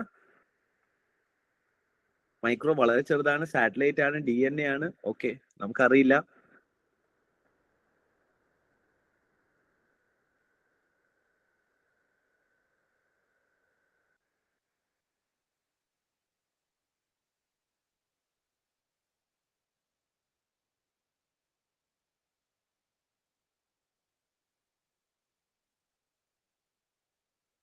ഇതിനകത്ത് DNA-യുമായി ബന്ധപ്പെടുന്ന ഏതെങ്കിലും സ്റ്റേറ്റ്മെന്റ് പറയാമോ? ഇതിൽ ഏത് സ്റ്റേറ്റ്മെന്റുകളൊക്കെ DNA-യുമായി ബന്ധപ്പെടാം? അല്ലെങ്കിൽ DNA-യുമായിട്ട് വളരെ ഡയറക്ട്ലി, എല്ലാത്തിനും ചിലപ്പോൾ ഇൻഡയറക്റ്റ് ബന്ധം ഉണ്ടാവും, പക്ഷെ ഡയറക്റ്റ് ആയിട്ട്, വളരെ ഡയറക്റ്റ് ആയിട്ട് ബന്ധമുള്ള എത്ര സ്റ്റേറ്റ്മെന്റ് ഉണ്ട്?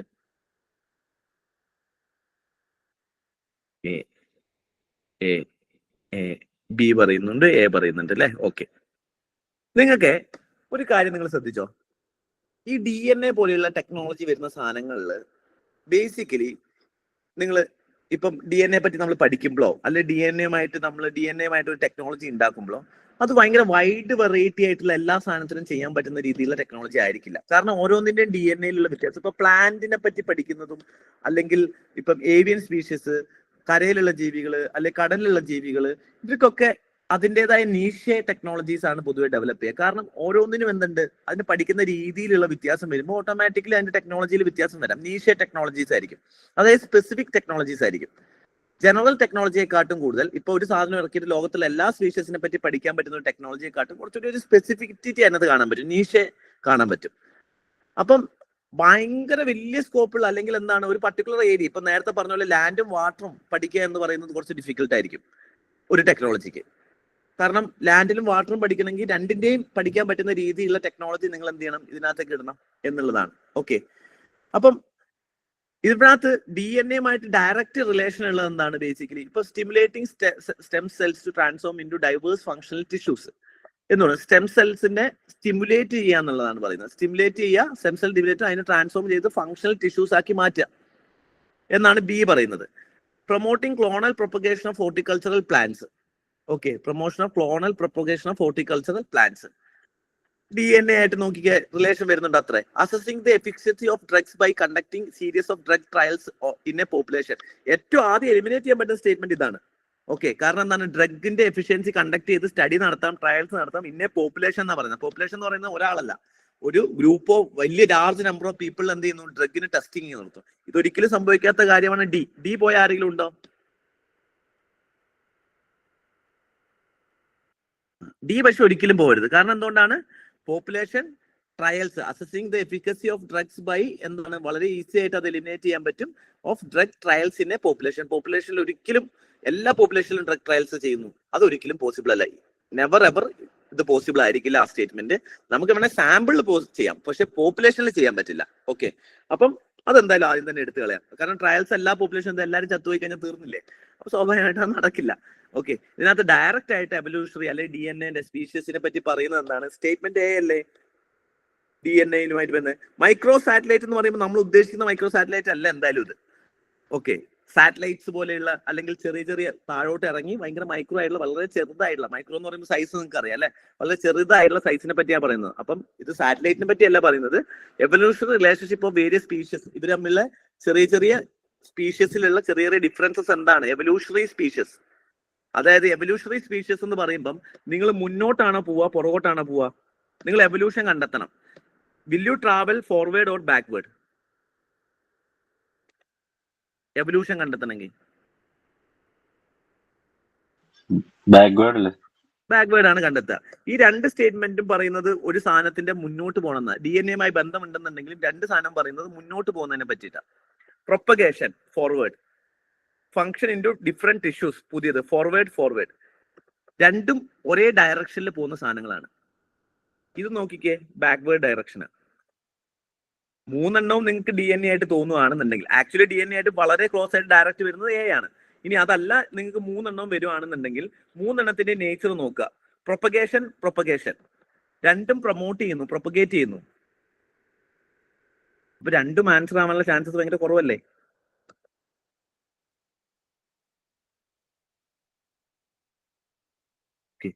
ആൻസർ എന്തായിരിക്കും വരിക? A ആയിരിക്കും വരിക. ഓക്കെ, അപ്പം സ്റ്റഡി പ്രൊപ്പഗേഷൻ കുറച്ച് ഇങ്ങനത്തെ ടേംസ്, ടെക്നിക്കൽ ടേംസ് നിങ്ങൾക്ക് ഡിഫറെന്റ് തോന്നും. പക്ഷെ നിങ്ങൾ എന്ത് ചെയ്യണം? ഇവിടെ നിങ്ങൾക്ക് ഒന്നുമില്ലെങ്കിൽ നിങ്ങൾ പല ടെക്നിക്കുകൾ ഉപയോഗിച്ചുകൊണ്ടിരിക്കുക. ഇവിടെ ഇങ്ങനെ വന്നു മൂന്നും DNA റിലേറ്റഡ് ആണെന്നുണ്ടെങ്കിൽ നിങ്ങൾ റീസൺ ഇല്ലാതെ ഒരു സാധനത്തിന് ഒഴിവാക്കല്ലേ? എന്തെങ്കിലും ഒരു റീസൺ നിങ്ങൾ കണ്ടെത്തണം ലോജിക്കലി. ഇപ്പൊ നിങ്ങൾ സിക്ക് ഒരു റീസണും ഇല്ലാതെ തോന്നുന്നു എന്ന് പറഞ്ഞ് ഒഴിവാക്കരുത് ഒരിക്കലും. എനിക്ക് തോന്നുന്നു, ഫീൽ ചെയ്യുന്നു, നമുക്ക് ഇൻറ്റ്യൂഷൻ വരാം, പക്ഷെ ഇൻറ്റ്യൂഷൻ ഇപ്പൊ വേണ്ട.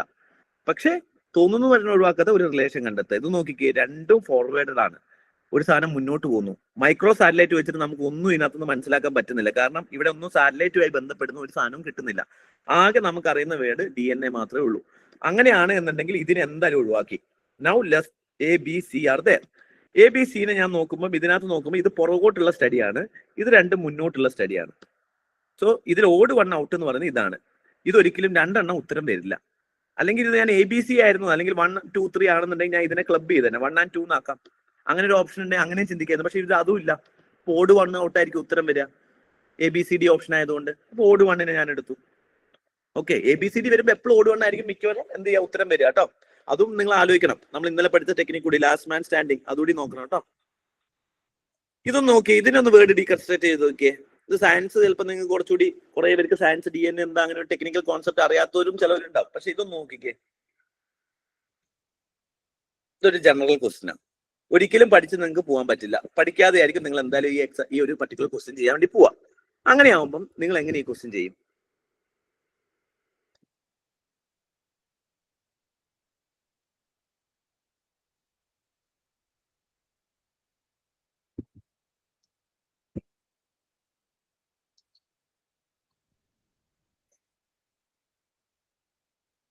ഇത് ഫസ്റ്റ് സ്റ്റേറ്റ്മെന്റ് തെറ്റാണ് എന്ന് പറയാൻ എന്തൊക്കെ റീസൺസ് എന്തെങ്കിലും നിങ്ങളിലുണ്ടോ? ഫസ്റ്റ് സ്റ്റേറ്റ്മെന്റ് തെറ്റാണെന്ന് പറയാൻ വേണ്ടിയിട്ട് നമ്മൾ പറഞ്ഞു ആദ്യം ഇതിനെ ശരിയാക്കിയിട്ടാണ് നമ്മൾ എടുക്കുന്നത്. ഇനി തെറ്റാണെന്ന് വാദിക്കണം. ആദ്യം രണ്ട് സ്റ്റേറ്റ്മെന്റും വായിക്കുക. ഇനി പോട്ടെ, ആദ്യം രണ്ട് സ്റ്റേറ്റ്മെന്റ് വെച്ച് ഇമ്മീഡിയറ്റ്ലി ഉത്തരം എഴുതണ്ട. പക്ഷെ ഇതിൽ ഏത് സ്റ്റേറ്റ്മെന്റ് ആണ് നിങ്ങൾ ആദ്യം എലിമിനേറ്റ് ചെയ്യാൻ വേണ്ടി നിങ്ങൾ നോക്കുക. ഫസ്റ്റ് എലിമിനേറ്റ് ചെയ്യാൻ വേണ്ടി നോക്കുക. നിങ്ങൾ എന്താ, നിങ്ങൾ ആദ്യമായിട്ട് എക്സാമിൽ കയറുമ്പോഴായിരിക്കും VRSR എന്ന് പറയുന്ന ടേം കേൾക്കുന്നത് അല്ലേ? Business responsibility and sustainability report എന്ന് പറഞ്ഞ സാധനം നിങ്ങൾ പഠിച്ചിട്ടുണ്ടാവില്ല. If you are attending last year exam, നിങ്ങൾ ഒരിക്കലും ഒരു കുട്ടി പോലും ഇത് പഠിച്ചിട്ട് ചിലപ്പോൾ അറ്റൻഡ് ചെയ്യുന്നുണ്ടാവില്ല. കാരണം ഇത് പഠിക്കാൻ എവിടെയും നിങ്ങൾക്ക് കാണാൻ പറ്റില്ല, ഉണ്ടാവും, അറിയില്ല. പക്ഷെ എനിക്ക് ആദ്യമായിട്ട് എക്സാമിലായിരിക്കും നമ്മളിത് കാണുന്നത്. അങ്ങനെയാണെന്നുണ്ടെങ്കിൽ ഇനി നിങ്ങൾ ആലോചിക്കുക, നിങ്ങൾ എന്തായാലും പഠിച്ചു, നിങ്ങൾക്ക് എന്തായാലും അറിയില്ല എന്ന് നിങ്ങൾക്ക് അറിയാം, പിന്നെ എന്തിനാണ് UPSC ചോദിക്കുന്നത്? UPSCക്ക് അറിയാൻ നിങ്ങൾക്ക് അറിയില്ല. അപ്പൊ അവിടെ വേറെ എന്തോ അല്ല UPSC ചെക്ക് ചെയ്യുന്നത്, some other concept UPSC check ചെയ്യുന്നു. Now if you go through the question again and again, try to understand what exactly UPSC demanding out of this question. Basic ആയുള്ള കാര്യങ്ങൾ അറിയണം. ഇനി എക്കണോമിക്സിന്റെ കാര്യത്തിൽ എപ്പോഴും ബേസിക് ആയ കാര്യം മാത്രമേ UPSC ചെക്ക് ചെയ്തുള്ളൂ. ബേസിക്സ് അല്ലാതെ UPSC ഒരു സാധനം എക്കണോമിക്സ് ചെക്ക് ചെയ്തിട്ടില്ല. കാരണം എക്കണോമിക്സ് ഒരു ടെക്നിക്കൽ സബ്ജക്റ്റ് ആണ്. അതാണ് ഈ സയൻസ് ആൻഡ് ടെക്നിക്കൽ ഇങ്ങനെയുള്ള ടെക്നിക്സുകൾ സബ്ജക്റ്റുകളിൽ വളരെ സിമ്പിൾ ആയുള്ള ക്വസ്റ്റ്യൻസ് എപ്പോഴും UPSC ചോദിക്കുന്നത്. ഏറ്റവും ആദ്യം എലിമിനേറ്റ് ചെയ്യുന്ന ഏതാ? സ്റ്റേറ്റ്മെന്റ് 1 ആണോ സ്റ്റേറ്റ്മെന്റ് 2 ആണോ? ഓക്കെ, 1 എന്ന് പറയുന്നു, സ്റ്റേറ്റ്മെന്റ് 2 എന്ന് പറയുന്നു. രണ്ടും എലിമിനേറ്റ് ചെയ്യാൻ പറ്റുമെന്ന് എനിക്ക് അറിയില്ല കേട്ടോ, അത് നിങ്ങളുടെ ഇഷ്ടം. ചിലപ്പോൾ രണ്ടും ശരിയായിരിക്കും. ഓക്കെ, 1 എന്ന് പറയുന്നത് എന്തുകൊണ്ടാണ് 1 എന്ന് പറയുന്നതെന്ന് പറയാവോ? റീസൺ പറയാവോ? കേൾക്കാമോ? പറയാം, കേൾക്കാം, പറഞ്ഞാലും പിന്നെ. റിസർവ് ബാങ്കും ബിസിനസ് റെസ്പോൺസിബിലിറ്റിയും ഒരു ബന്ധമില്ലല്ലോ. ഒരു ബന്ധമില്ല. Very good. നമ്മൾ വെറുതെ കോൺസെപ്റ്റ്, നമ്മൾ എപ്പോഴും സ്റ്റാറ്റിക്സ് പഠിക്കുന്നതാണ്. RBI will manage banks. RBI എന്തിന്? കമ്പനീസിനെ മാനേജ് ചെയ്യണം. Listed companies, that to listed. Listed എന്ന് പറയുമ്പോൾ എന്താ അർത്ഥം? What is listed? ലിസ്റ്റഡ് എന്ന് പറഞ്ഞാൽ സ്റ്റോക്ക് മാർക്കറ്റിൽ ലിസ്റ്റ് ചെയ്ത കമ്പനികളെയാണ് നമ്മൾ എന്ത് ചെയ്യാൻ ലിസ്റ്റഡ് കമ്പനി എന്ന് വിളിക്കുക. സ്റ്റോക്ക് മാർക്കറ്റുമായിട്ട് RBIക്ക് എന്തെങ്കിലും വലിയ ബന്ധമൊന്നുമില്ല. RBI നോക്കുന്ന ബാങ്കുകളെയാണ്. പിന്നെ ഞാൻ എന്തിനു ഈ കമ്പനികളിൽ നിന്ന് റിപ്പോർട്ട് എടുക്കണം? ആ കമ്പനികളിൽ നിന്ന് റിപ്പോർട്ട് എടുക്കാൻ തോന്നിയാലോ എന്ന് വിചാരിച്ചിട്ടാണ് നമ്മളോട് എന്ത് ചെയ്യുന്നത്? ലിസ്റ്റഡ് കമ്പനീസ് എന്നുള്ളത് തന്നെ RBI എടുത്തു പറഞ്ഞിട്ടുള്ളത്. അപ്പം നമുക്കിത് സെബി ചെയ്യണമെന്ന് പോലും അറിയണ്ട. പക്ഷെ നമുക്ക് ഒരു കാര്യം നമുക്ക് ബേസിക് ആയിട്ട് അറിയാം, RBI ബാങ്ക്സിനാണ് മാനേജ്. ഇത് പോയി. രണ്ടാമത്തെ സ്റ്റേറ്റ്മെന്റ് ശരിയായിരിക്കോ തെറ്റായിരിക്കോ?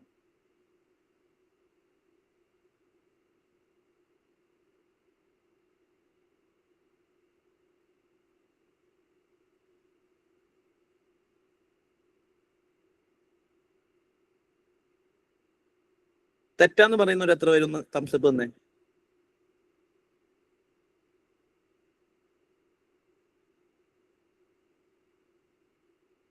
ആരില്ല. ശരിയാന്ന് പറയുന്നവർ എത്ര തംസപ്പ് തന്നെ? ശരിയാണെന്ന് വാദിക്കാനുള്ള റീസൺ ഒന്ന് പറഞ്ഞേ. തെറ്റാന്ന് വാദിക്കാൻ നമുക്ക് ഇതിനെപ്പറ്റി ഒന്നും അറിയില്ല. നമുക്ക് ഇതിൽ നിന്ന് കിട്ടിയ ആകെ ഇൻഫർമേഷൻ എന്താണ്?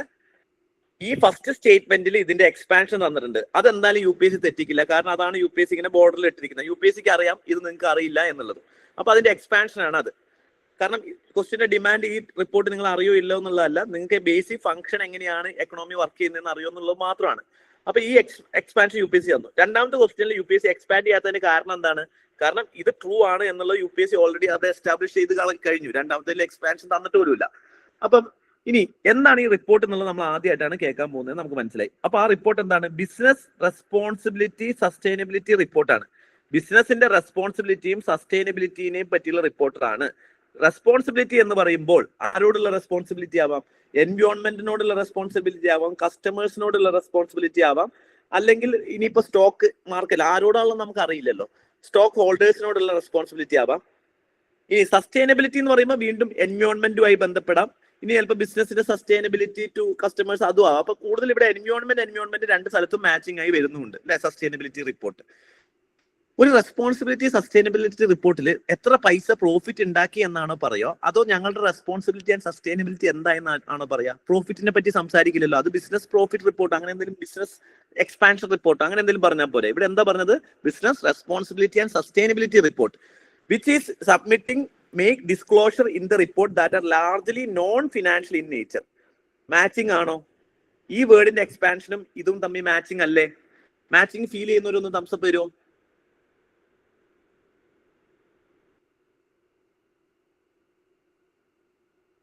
മാച്ചിങ് തോന്നുന്നില്ല എന്ന് പറയുന്നവരൊന്ന് തംസപ്പ് തരുമോ? ശ്രീകൃഷ്ണയ്ക്ക് തോന്നുന്നു ഇല്ല എന്നാണ് നേരത്തെ വന്നായിരിക്കും അല്ലെ. അപ്പൊ മാച്ചിങ് ഇല്ല എന്ന് പറയുന്ന ആരാണ്? ആരുമില്ല. അപ്പൊ സ്വാഭാവികമായിട്ടും നിങ്ങൾ മനസ്സിലായോ? ഈ വേർഡ് ഇത് ശരിയാണെന്നുണ്ടെങ്കിൽ, ഇതാണ് ഇതിന്റെ എക്സ്പാൻഷൻ എങ്കിൽ ഇത് തെറ്റാന്ന് വാദിക്കാൻ നമുക്കൊന്നുമില്ല. കാരണം അത് ബിസിനസ് സസ്റ്റൈനബിലിറ്റി എന്തായിരിക്കും? നോൺ ഫിനാൻഷ്യൽ ആയിരിക്കും. ഓക്കെ, അങ്ങനെയാണെങ്കിൽ ഇതൊന്ന് ചെയ്ത് നോക്കിയേ. റിപ്പീറ്റഡ് ആയിട്ട് വായിക്കണം. ഈ വേർഡ് വളരെ ഫേമസ് ആയിട്ട് നിങ്ങൾ ഒരുപാട് സ്ഥലത്ത് വേറൊരു സ്ഥലത്ത് കേട്ടിട്ടുണ്ടാവും. ചിലപ്പോൾ നിങ്ങൾക്ക് ഇതിന്റെ മീനിങ് ഇപ്പൊ അറിയില്ലായിരിക്കും, പക്ഷെ നിങ്ങൾക്ക് ഞാൻ പറഞ്ഞു കഴിഞ്ഞാൽ നിങ്ങൾ കേട്ടിട്ടുണ്ട്, അതിനെപ്പറ്റി ശ്രദ്ധിച്ചിട്ടുണ്ട്, കണ്ടിട്ടൊക്കെ ഉണ്ട്. അതിനെപ്പറ്റി പൊതുവെ കണ്ടിട്ടുണ്ടാവണം. പക്ഷെ ബാക്കിയുള്ള വേർഡുകൾ കണ്ടു കഴിഞ്ഞാൽ നിങ്ങൾക്ക് കൃത്യമായിട്ട് കിട്ടും അല്ലേ? ഒന്ന് എക്സ്പാൻഡ് ചെയ്യാവോ? ഏത് വേർഡ് നിങ്ങൾ ആദ്യം, ഫസ്റ്റ് വേർഡ് ആണോ സെക്കൻഡ് വേർഡ് ആണോ മൂന്നാമത്തെ വേർഡ് ആണോ നിങ്ങൾക്ക് ആദ്യം റിലേറ്റബിൾ ആയ ഒന്ന് പറയോ? ഫസ്റ്റ് വേർഡിൽ റിലേറ്റബിൾ ആയവർക്ക് ഫസ്റ്റ് ഇടുക, സെക്കൻഡിൽ റിലേറ്റബിൾ ആയ സെക്കൻഡ് ഇടുക, തേർഡിലുള്ളവർ തേർഡിന് ഇടുക. ഏതാണ് നിങ്ങൾക്ക് കിട്ടിയത്? കമന്റ് ഒന്നും ചെയ്യാത്ത ഇരിക്കുന്ന ആളുകൾ ഉറങ്ങിപ്പോകരുത്. ബേസിക്കലി നിങ്ങൾ അറ്റ്ലീസ്റ്റ് വായിച്ച് നിങ്ങൾക്ക് മടിയാണെന്നുണ്ടെങ്കിൽ നിങ്ങൾ ചെയ്ത് നോക്കണം കേട്ടോ. എല്ലാവരും ഞാൻ നിർബന്ധിക്കുന്നില്ല, എന്നെ പോലെ ഇൻട്രോവേർട്ട് ആയ ഒരുപാട് പേരുണ്ടാവും. എല്ലാവരും സെക്കൻഡിലാണ്. ഓക്കെ, സെക്കൻഡിൽ എന്താ കിട്ടിയേക്കുന്നത് നിങ്ങൾക്ക്? ഈ ഫസ്റ്റ് കിട്ടിയ ആരെങ്കിലും ഉണ്ടോ? ഫസ്റ്റ് ഒരാൾക്കുണ്ട്. Okay, fine. ഫസ്റ്റ് എന്താ ജിഷ്ണുവിന് എന്താ ഫസ്റ്റ് കിട്ടാൻ കാരണം? എന്താണ് ഫസ്റ്റിൽ കിട്ടിയത്?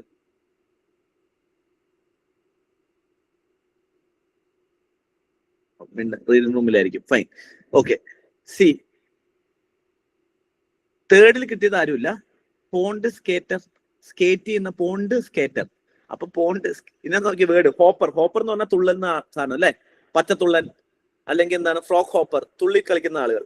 പോണ്ട് സ്കേറ്റർ, യെസ് അതന്നെ. ഹോപ്പർ എന്ന് പറയുമ്പോൾ പിന്നെ അതേ സാധനം അല്ലെ? Sound like hopper. Grass hopper എന്താണ്? തുള്ളി കളിക്കുന്ന ഇൻസെക്ട് അല്ലെ?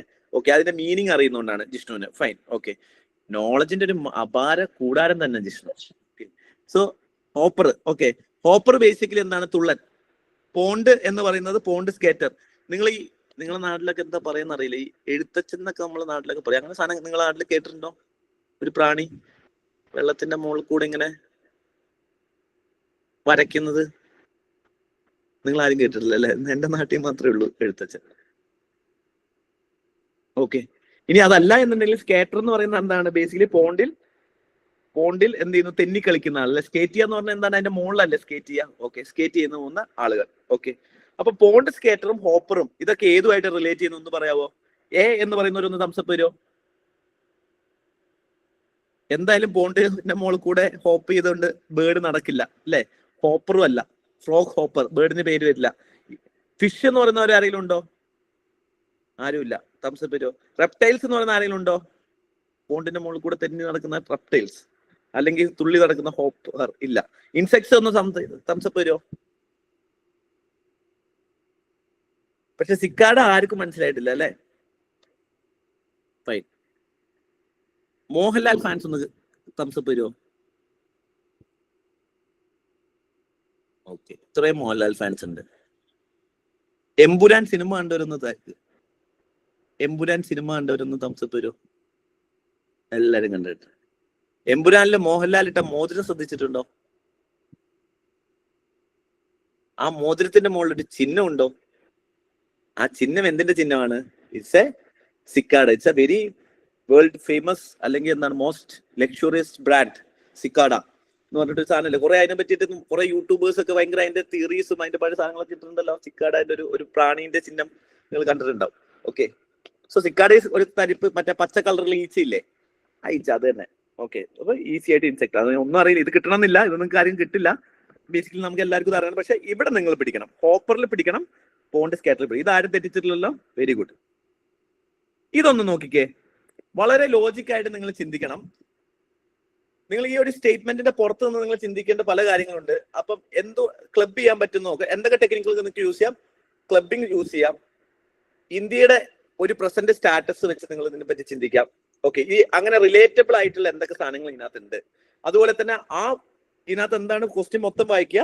അപ്പൊ ഇതിനകത്ത് നമുക്ക് petroleum and natural gas regulatory board in country ഇതിനെ എക്സ്പാൻഡ് ചെയ്യാം. അപ്പൊ ഇവിടെ വേർഡ് ഡീകൺസ്ട്രക്ഷൻ ആണ് നമ്മൾ ചെയ്യുന്നത്. ഡീകൺസ്ട്രക്ഷൻ.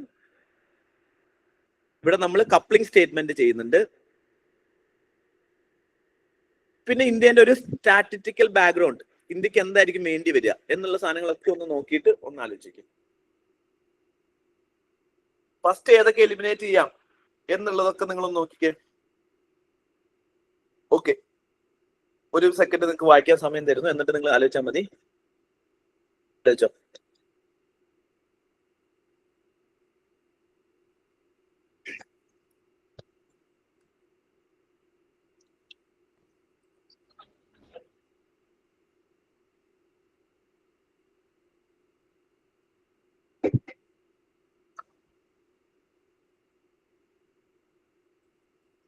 വൺ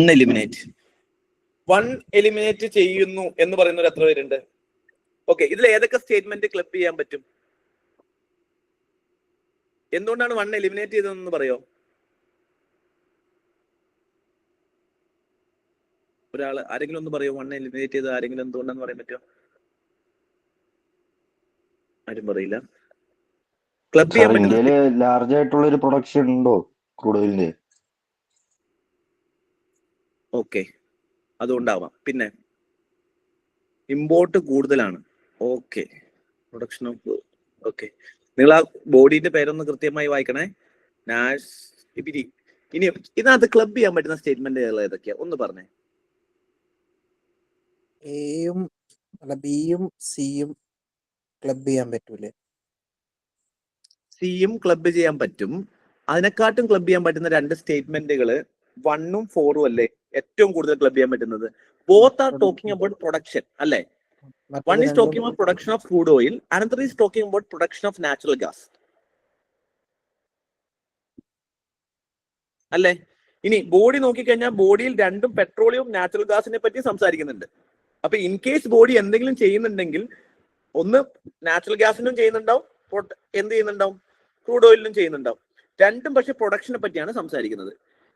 ഇന്ത്യയെ സംബന്ധിച്ചോളം ഇന്ത്യക്ക് കൂടുതൽ പ്രൊഡക്ഷൻ ഉണ്ടാവുകയാണോ വേണ്ടത്, കുറയ്ക്കുകയാണോ വേണ്ടത്? ഈ രണ്ട് സാധനങ്ങളും ഇന്ത്യക്ക് ഇനിയിപ്പോ പ്രൊഡക്ഷൻ ഉണ്ടെന്ന് വിചാരിക്കും. ഇന്ത്യയിൽ പ്രൊഡക്ഷൻ ഉണ്ട്, ക്രൂഡ് ഓയിൽ പ്രൊഡ്യൂസ് ചെയ്യുന്നുണ്ട്, കുറവാണ്, ഉണ്ട്. നമുക്ക് നാച്ചുറൽ ഗ്യാസ് പ്രൊഡക്ഷനും ഉണ്ട്. പക്ഷെ ഇത് രണ്ടും ഇന്ത്യ കൂട്ടുകയാണോ ചെയ്യാൻ ശ്രമിക്കുക, കുറയ്ക്കാനാണോ ശ്രമിക്കുക? കൂട്ടുമല്ലേ നോക്കുള്ളൂ. കൂട്ടും എന്ന് പറയുന്നവർ എത്ര പേരുണ്ട്? കൂട്ടാനാണ് ശ്രമിക്കുന്നത്.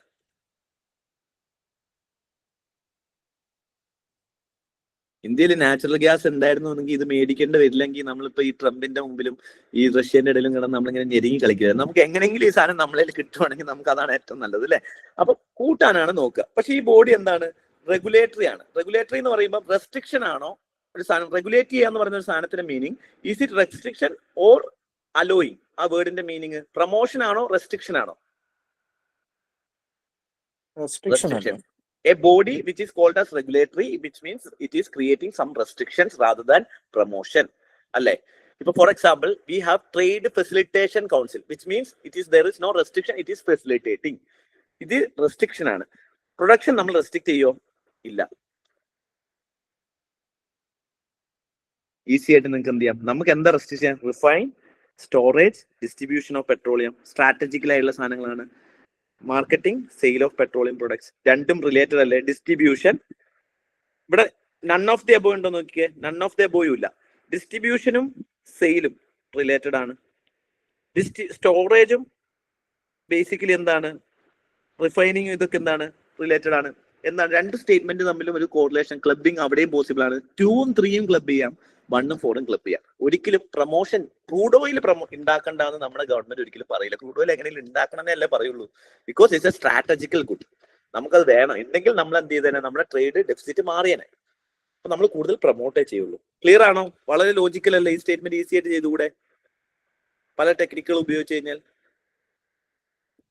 ചെയ്യാൻ മനസ്സിലാവാത്ത ആരെങ്കിലും ഉണ്ടോ?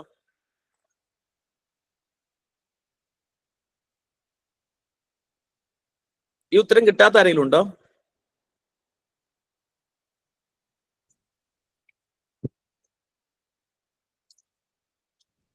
എന്തായിരുന്നു പ്രശ്നം പറ്റിയ? റീഡിംഗ് റൂമില്ല അല്ലെ പ്രശ്നം? ഓക്കെ, പക്ഷെ നിങ്ങൾ മനസ്സിലാക്കേണ്ടതാണ്, രണ്ടും പ്രൊഡക്ഷനെ പറ്റി സംസാരിക്കുന്നു. സ്വാഭാവികമായിട്ടും 1 and 4 ക്ലബ് ചെയ്യാൻ പറ്റും. So that means either 1 and 4 ഒന്നിച്ച് തെറ്റും, അല്ലെങ്കിൽ ഒന്നിച്ച് ശരിയാവും. ഇനി ചിന്തിക്കേണ്ടത് ക്രൂഡ് ഓയിലും ഇവിടുത്തെ കോണ്ടെക്സ്റ്റ് എന്താണ്? It is about crude oil and natural gas which we are actually dependent, import dependent. So if somebody is producing, ഇവിടെ ഇല്ലാത്തൊരു സാധനം നമ്മൾ ഇങ്ങനെ റെസ്ട്രിക്ട് ചെയ്യും? ഇല്ല. അപ്പൊ ആരെങ്കിലും പ്രൊഡ്യൂസ് ചെയ്യണമെന്നുണ്ടെങ്കിൽ വി നീഡ് മോർ പ്രൊഡക്ഷൻ അല്ലെ? We promote the production rather than restricting the production. അപ്പൊ സ്വാഭാവികമായിട്ടും നമ്മൾ ഒരിക്കലും അതിനെ റെഗുലേറ്റ് ചെയ്യില്ല. വി ട്രൈ ടു പ്രൊഡ്യൂസ് ചെയ്യുന്നുള്ള പ്രൊഡക്ഷൻ ആയിരിക്കും ചെയ്യുക. അതുകൊണ്ട് 2 ഉം 3 ആയിരിക്കും എന്ത് ചെയ്യുക ആൻസർ വരിക. ഇത് രണ്ടും എന്താണ്, ഇതും ക്ലബ് ചെയ്യാം. രണ്ടും എന്താണ്, സെയിൽ, ഡിസ്ട്രിബ്യൂഷൻസ്, അതായത് ഇത് ഡൗൺ സ്ട്രീം ആണ്. ഇതിപ്പോ ബേസിക്കലി ഇത് എന്തിനെ പറ്റി നമ്മൾ ഇനി അതിന്റെ ഒരു സപ്ലൈ ചെയിൻ വരയ്ക്കുകയാണെന്നുണ്ടെങ്കിൽ പ്രൊഡക്ഷൻ എന്ന് പറയുന്നത് അപ്സ്ട്രീം ആണ്, അപ്സ്ട്രീം ചെയിൻ ആണ്. സെയിൽ എന്ന് പറയുന്നത് റിഫൈൻ ചെയ്യുക, സ്റ്റേൽ എന്ന് പറയുന്നത് ഡൗൺ സ്ട്രീം ആണ്. അപ്സ്ട്രീം നിങ്ങൾ ക്ലബ് ചെയ്തു, ടെക്നിക്കൽ ടേം ആണ്, നിങ്ങൾ അറിയണ്ട. ഡൗൺ സ്ട്രീം എന്ത് ചെയ്തു, നിങ്ങൾക്കും ക്ലബ് ചെയ്യാം. അപ്പൊ രണ്ടും ഒന്നിച്ച് എന്ത് ചെയ്യില്ല, ശരിയായിട്ട് വരില്ല. ഇതിൽ ഏതെങ്കിലും ആയിരിക്കും. അപ്പൊ മോസ്റ്റ് പ്രോബബിൾ ആൻസർ കോണ്ടെക്സ്റ്റ് വെച്ച് നോക്കുവാണെങ്കിൽ 2 and 3. ഇത് ശരിയാക്കി എത്ര വരും എന്ന് നോക്കി. ഒരാളേ ഉള്ളൂ, ഒരാൾ പോരല്ലോ. 2, 3, 4. Okay, very good, very good. ഇതിൽ ഏറ്റവും ആദ്യം നിങ്ങൾ ഏത് എലിമിനേറ്റ് ചെയ്യും? ഓക്കെ, ഈ ക്വസ്റ്റ്യൻസിൽ ശ്രദ്ധിച്ച് വായിക്കുക. ഏറ്റവും ആദ്യം ഏത് എലിമിനേറ്റ് ചെയ്യും?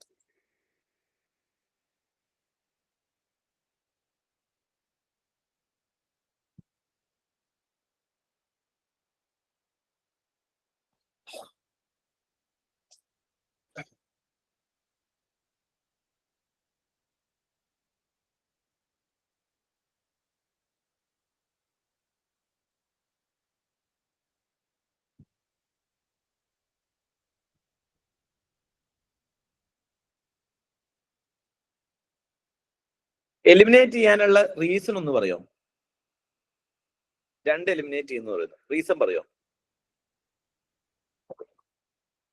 Y you are eliminating statement 2? എന്തുകൊണ്ടാണ് നിങ്ങൾ സ്റ്റേറ്റ്മെന്റ് 2 എലിമിനേറ്റ് ചെയ്തതെന്ന് പറയോ? റീസൺ പറയോ?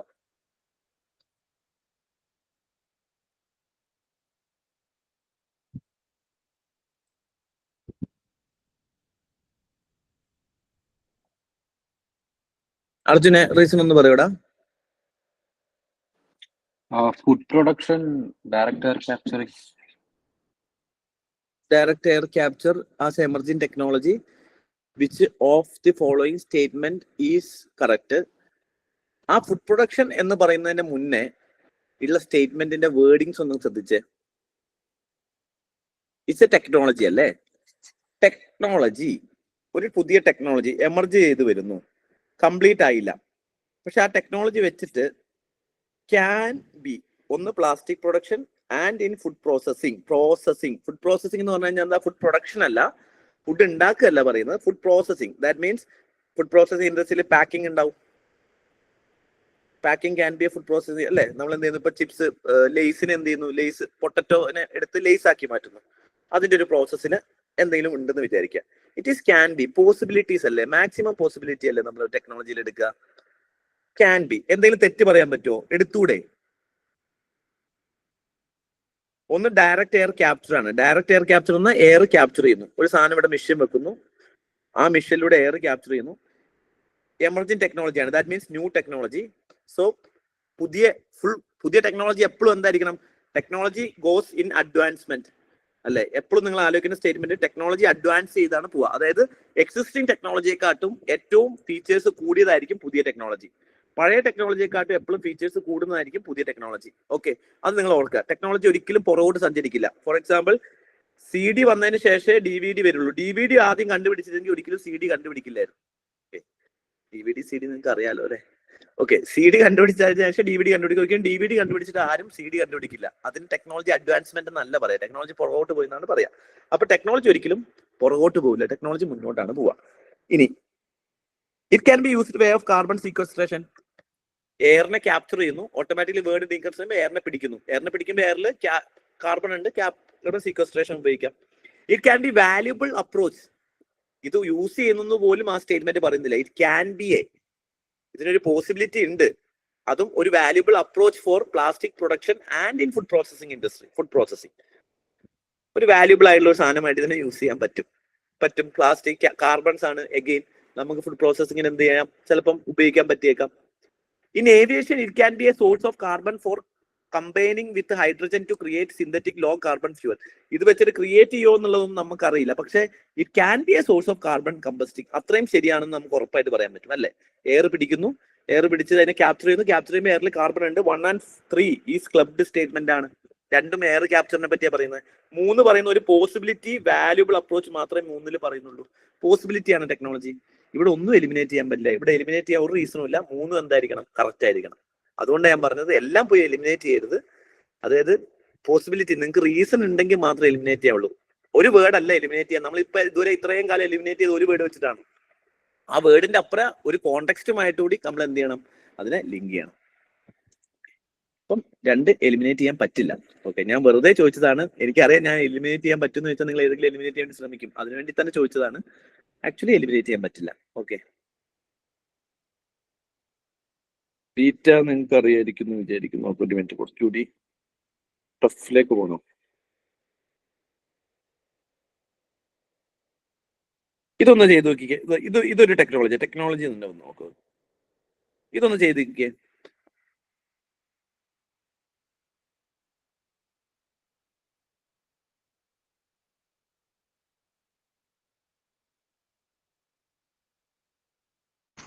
സാർ ലാസ്റ്റ് ക്വസ്റ്റ്യൻ ആൻസർ ഏതായിരുന്നു? ആൻസർ? Answer full correct. എല്ലാം ശരി. 1 2 3 ട്ടോ. സി. അതിനകത്ത് എലിമിനേറ്റ് ചെയ്യാനില്ല. 3 കറക്റ്റാ.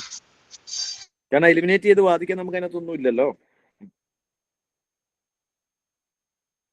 ഇതൊന്നും ചെയ്ത് നോക്കിക്കേ.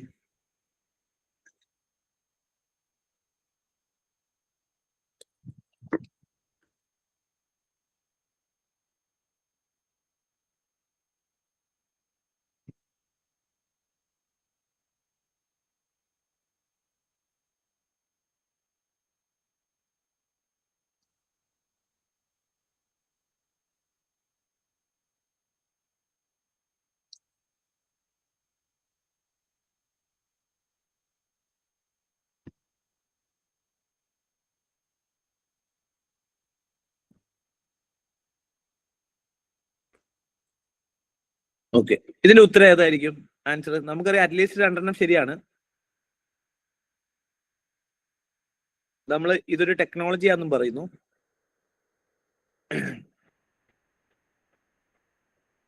ആൻസർ എ എന്നാണോ പറയുന്നത്?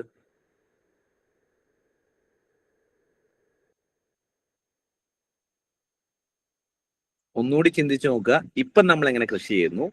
ഇപ്പൊ കൃഷി ചെയ്യണം എന്നുണ്ടെങ്കിൽ, റൈസ് കൃഷി ചെയ്യണം എന്നുണ്ടെങ്കിൽ എന്തൊക്കെ നമുക്ക് വേണം? ഒരു ടെക്നോളജി ആവുമ്പോൾ ആ ടെക്നോളജിയിൽ ബെസ്റ്റ് പോസിബിലിറ്റീസ് എന്തൊക്കെയാണ് വരിക? ഓക്കെ, ബി ആണെന്ന് പറയുന്നവരൊന്ന് തംസപ്പ് തന്നെ.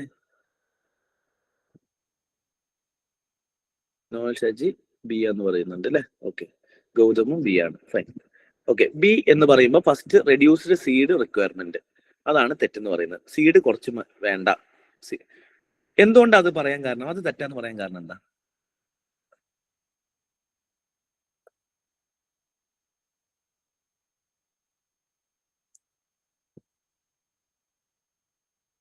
പ്രൈസ് ആ ഒരു സ്റ്റേറ്റ്മെന്റ് വരുമ്പം റെഡ്യൂസ്ഡ് സീഡ് റിക്വയർമെന്റ് ഒരു കണക്ഷൻ ഫീൽ ചെയ്യുന്നില്ല. ഇനി ഇങ്ങനെ ഒന്ന് ആലോചിക്കുക. എങ്ങനെയാ റൈസ് നമ്മൾ പാടത്ത് കൃഷി ചെയ്യുന്ന നമ്മൾ കണ്ടിട്ടുണ്ടല്ലോ? എങ്ങനെയാ നമ്മൾ റൈസ് പ്ലാൻ ചെയ്യുക?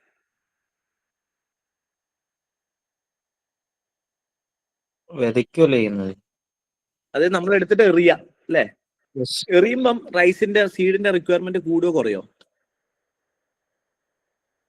അത് കൂടുതലായിരിക്കും. ഇനി പുതിയൊരു ടെക്നോളജി കൊണ്ടുവരുമ്പം ഞാൻ എക്സിസ്റ്റിംഗ് ആയിട്ടുള്ള പ്രോബ്ലത്തിന് അഡ്രസ് ചെയ്തിട്ടല്ലേ ഒരു പുതിയ ടെക്നോളജി കൊണ്ടുവരിക? അങ്ങനെയാണെന്നുണ്ടെങ്കിൽ ഇന്ന് നമ്മളിലുള്ള പ്രോബ്ലംസ് എന്തൊക്കെയുണ്ടോ അതൊക്കെ നമ്മൾ കുറയ്ക്കും അല്ലേ? അങ്ങനെയാണ് ഇത് ടെക്നോളജി എന്നുണ്ടെങ്കിൽ ഏതൊക്കെയായിരിക്കും പോസിബിലിറ്റീസ്? ഇതിനകത്ത് നെഗറ്റീവ് സ്റ്റേറ്റ്മെന്റ് ഏതെങ്കിലും നിങ്ങൾക്ക് കാണാൻ പറ്റുമോ? കൂട്ടത്തിൽ പോവാത്ത ഒരു ഓഡ് 1 ഇതിനകത്ത് കണ്ടെത്താവോ? Third one. സീഡ് റിക്വയർമെന്റ് കുറയ്ക്കുന്നു. പോസിറ്റീവ് സ്റ്റേറ്റ്മെന്റ് ആണോ? Reduced methane production positive statement അല്ലേ? മീഥേൻ കൂടുന്നത്, ഏറ്റവും കൂടുതൽ മീഥേൻ അഗ്രികൾച്ചറിൽ നിന്ന് എന്ത് ചെയ്യുന്നു? നമ്മൾ പാഡി കൾട്ടിവേഷൻ ചെയ്യുമ്പോൾ, വെള്ളം കെട്ടി നിർത്തി പാഡി കൾട്ടിവേഷൻ ചെയ്യുമ്പോൾ മീഥേന്റെ അളവ് കൂടുന്നു. അത് ഇവിടെ ഡ്രൈയിങ് ആൻഡ് വെറ്റിംഗ് കുറയുന്നു. പോസിറ്റീവ് സ്റ്റേറ്റ്മെന്റ് ആണ്. Reduced electricity consumption positive statement അല്ലേ? എങ്ങനെയാണ് ഇനി ഇലക്ട്രിസിറ്റി കൺസംഷനും പ്രൈസുമായിട്ടുള്ള ബന്ധമല്ലേ നിങ്ങൾക്കുള്ള പ്രശ്നം? അതാണോ പ്രശ്നം? അത് ബന്ധമുള്ള എത്ര പേരുണ്ട്? ഇപ്പം അരി റൈസ് കൾട്ടിവേഷന് വാട്ടർ വേണ്ടേ? വാട്ടർ വേണം. വാട്ടർ എങ്ങനെയാണ് നമ്മൾ ഉപയോഗിക്കുന്നത്? ഇലക്ട്രിസിറ്റി ത്രൂ അല്ലേ, പമ്പിങ് വല്ലതും ഉപയോഗിച്ച്. നമ്മൾ ജനറൽ ആയിട്ടുള്ള നോളജ് വെച്ച് നമ്മൾ നോക്കുകയാണെന്നുണ്ടെങ്കിൽ നമുക്ക് ഫുള്ള് വെള്ളം വേണം. വെള്ളം ചെയ്യാൻ വേണ്ടി നമ്മൾ പൊതുവേ ചെയ്യുന്നത് ഗ്രൗണ്ട് വാട്ടർ പമ്പ് ചെയ്യുകയാണ് ചെയ്യുന്നത്. We are the largest user of ground water in the world. Why? We are using ground water for agriculture. വെള്ളം പമ്പ് ചെയ്യായിരുന്നു. സോ വെള്ളം വേണ്ടാത്തൊരു സാധനമാണെങ്കിൽ ഓട്ടോമാറ്റിക്കലി ഇലക്ട്രിസിറ്റി റിക്വയർമെന്റ് കുറയില്ലേ? കൺസപ്ഷൻ കുറയില്ലേ? സീഡിന്റെ റിക്വയർമെന്റ് കുറയാൻ കാരണം എന്താ? ഇവിടെ സീഡ് വേസ്റ്റേജ് ഉണ്ടാവില്ല. മറ്റേതെന്താണ്? വെള്ളത്തിലിട്ട് ഒഴുക്കി കളയും സീഡ്സ്. ഇവിടെ വെള്ളത്തിലിട്ട് ഒഴുകി പോവോ? ഫോർ എക്സാമ്പിൾ, നമ്മൾ വെള്ളം കെട്ടി നിർത്തി ഞാറ് നടുന്ന ആ സിസ്റ്റം നിങ്ങൾ ശ്രദ്ധിച്ചിട്ടുണ്ടെന്ന് മനസ്സിലായി. വെള്ളത്തിൽ കെട്ടി നിർത്തി അതിനകത്തേക്ക് നമ്മൾ എന്ത് ചെയ്യുന്നു? വെറുതെ ഒഴിച്ചിരുന്നു. കുറെ സീഡ് ഒലിച്ചു പോകും. കുറെ സീഡ് എന്ത് ചെയ്യും? ബേസിക്കലി ഫ്ലഡഡ് ആയി പോകും. കുറെ സീഡ് ഇപ്പൊ ഫെർട്ടിലൈസർ ഇടുമ്പോഴും ഇനി റെഡ്യൂസ്ഡ് യൂസ് ഓഫ് ഫെർട്ടിലൈസർ എന്ന് ഞാൻ ആഡ് ചെയ്ത് കഴിഞ്ഞാൽ സ്റ്റേറ്റ്മെന്റോട് ശരിയായിരിക്കില്ലേ? കാരണം വെള്ളം കെട്ടി നിർത്തുമ്പോൾ ഫെർട്ടിലൈസർ ഇടുമ്പോൾ വെള്ളം ഒഴുകി പോകും. ഒഴുകി പോകുമ്പോൾ ഓട്ടോമാറ്റിക്കലി ഫെർട്ടിലൈസർ അതിൻ്റെ കൂടെ ഒഴുകി പോകും. അപ്പൊ കൂടുതൽ ഫെർട്ടിലൈസർ യൂസ് ചെയ്യേണ്ടി വരും, കൂടുതൽ സീഡ് യൂസ് ചെയ്യേണ്ടി വരും. അതുപോലെ തന്നെ വെള്ളം കെട്ടി നിൽക്കുമ്പോൾ മീഥേന്റെ പ്രൊഡക്ഷൻ കൂടും. ഇലക്ട്രിസിറ്റി വെള്ളം കുറെ വേണ്ടതുകൊണ്ട് ഇലക്ട്രിസിറ്റി കൺസപ്ഷൻ കൂടും. ഇനി വെള്ളം വേണ്ടെന്നാണ് ഇവിടെ, വെറ്റിംഗ് ആൻഡ് ഡ്രൈയിങ് ആണ്. വെള്ളം കുറയ്ക്കുന്ന സിറ്റുവേഷൻ ആണ് ഇവിടെ പറയുന്നത്. അങ്ങനെയാവുമ്പം സീഡ് ഒഴുകി പോകുന്ന കുറയും, വെള്ളം വേണ്ടതിന്റെ ആവശ്യകത കുറയും, ഫെർട്ടിലൈസറിന്റെ ആവശ്യകത കുറയും, മീഥേന്റെ പ്രൊഡക്ഷൻ കുറയും. പുതിയൊരു ടെക്നോളജി അല്ലേ? ഓൾട്ടർനേറ്റ് വെറ്റിംഗ് ആൻഡ് ഡ്രൈയിങ് എന്നാണ് പറയുന്നത്. അതായത് ഇത് ബേസിക്കലി എന്താണ്? ഡ്രൈയിങ് മെക്കാനിസം ആണ്. ഇനിഷ്യലി ചെറിയ നനവുണ്ടാവും. വെറ്റിംഗ് ആണ്, ഫ്ലഡിങ് അല്ല. നമ്മൾ ചെയ്യുന്നത് ഫ്ലഡിങ് ആണ്. ഇപ്പൊ ചെയ്യുന്നത് വെറ്റിംഗ് അല്ല, നമ്മൾ ചെയ്യുന്നത് ഫ്ലഡിങ്. അതിനെ വെള്ളം കെട്ടി നിർത്തുന്ന മെക്കാനിസം ആണ് നമ്മൾ ചെയ്യുന്നത്. ഫ്ലഡിങ് അഗ്രികൾച്ചർ ആണ്. നിങ്ങൾ കൃഷി കണ്ടിട്ടുണ്ടാവും. ഇവിടെ വരമ്പിൽ എന്ത് ചെയ്യും? എന്താ പറയാ? വരമ്പ് കെട്ടി തണ്ട് കെട്ടുക. തണ്ട് കെട്ടും. എന്നിട്ട് എന്ത് ചെയ്യും? വെള്ളം കയറ്റി വിടും. എന്നിട്ട് നിർത്തും. ഇവിടെ ബ്ലോക്ക് ചെയ്ത് വെക്കും. കുറച്ച് കഴിയുമ്പോൾ എന്ത് ചെയ്യും? എന്നിട്ട് ഇതെങ്ങനെയാണ് നമ്മൾ കൃഷി ചെയ്യുന്നത്. അപ്പൊ ബേസിക്കലി ഇവിടെ എന്താണ്? കൂടുതൽ വെള്ളം കുറവുള്ള പുതിയ ടെക്നോളജി ആകുമ്പോൾ എന്ത് ചെയ്യും? ഓട്ടോമാറ്റിക്കലി ഇപ്പോൾ ഉള്ള സിസ്റ്റത്തിനെക്കാട്ടും നിങ്ങൾക്ക് പോസിറ്റീവ് സ്റ്റേറ്റ്മെന്റ് ആണ് എന്നുണ്ടെങ്കിൽ അത് മാക്സിമം പോസിബിലിറ്റി എടുക്കുന്നതാണ് നല്ലത്. ഇനി ടെക്നോളജിയിൽ മാക്സിമം പോസിബിലിറ്റി എടുക്കുക എന്ന് പറയുമ്പോൾ പൊതുവേ സയൻസ് ആൻഡ് ടെക്കിൽ എല്ലാത്തിലും മാക്സിമം പോസിബിലിറ്റി എടുക്കുക എന്നുള്ളത് എന്താണ്? ഒരു 2022 വരെ കറക്റ്റ് ആയിരുന്നു. പക്ഷെ 2022 ശേഷം എല്ലാ പോസിബിലിറ്റീസും സയൻസ് ആൻഡ് ടെക്കിൽ കറക്റ്റ് അല്ല. അപ്പൊ കോണ്ടക്സ്റ്റ് കൂടി നോക്കണം. പക്ഷെ ഇവിടെ ടെക്നോളജി ആയതുകൊണ്ട് ടെക്നോളജി മാക്സിമം പോസിബിലിറ്റീസ് എടുക്കുന്നതാണ് നിങ്ങൾക്ക് എന്തുകൊണ്ടും എന്ത് ചെയ്യുക? എപ്പോഴും നല്ലത് വരിക. ടെക്നോളജിയിൽ എപ്പോഴും മാക്സിമം പോസിബിലിറ്റീസ് എന്ത് ചെയ്യാൻ നോക്കുക? എടുക്കാൻ വേണ്ടി നോക്കുക കേട്ടോ. ഇവിടെ ഒന്ന് നോക്കിക്കേ, ഡിസ്ട്രിബ്യൂട്ടഡ് എനർജി റിസോഴ്സസ് ഏതൊക്കെയാണെന്നാണ് ചോദിക്കുന്നത്. Which of the following above are considered as a distributed energy resources? ആ വേർഡുകൾ എന്ത് ചെയ്യുക? ഒന്ന് ഡീകൺസ്ട്രക്ട് ചെയ്യുക. നേരത്തെ ഉത്തരം എന്താ? All of the above. ഇനി അതിനകത്ത് വേറെയും വേർഡ്സ് പോസിറ്റീവായി വന്നു കഴിഞ്ഞാൽ അതും ഓട്ടോമാറ്റിക്കലി ശരിയാവാനുള്ള ചാൻസസ് ആണ് കൂടുക കേട്ടോ.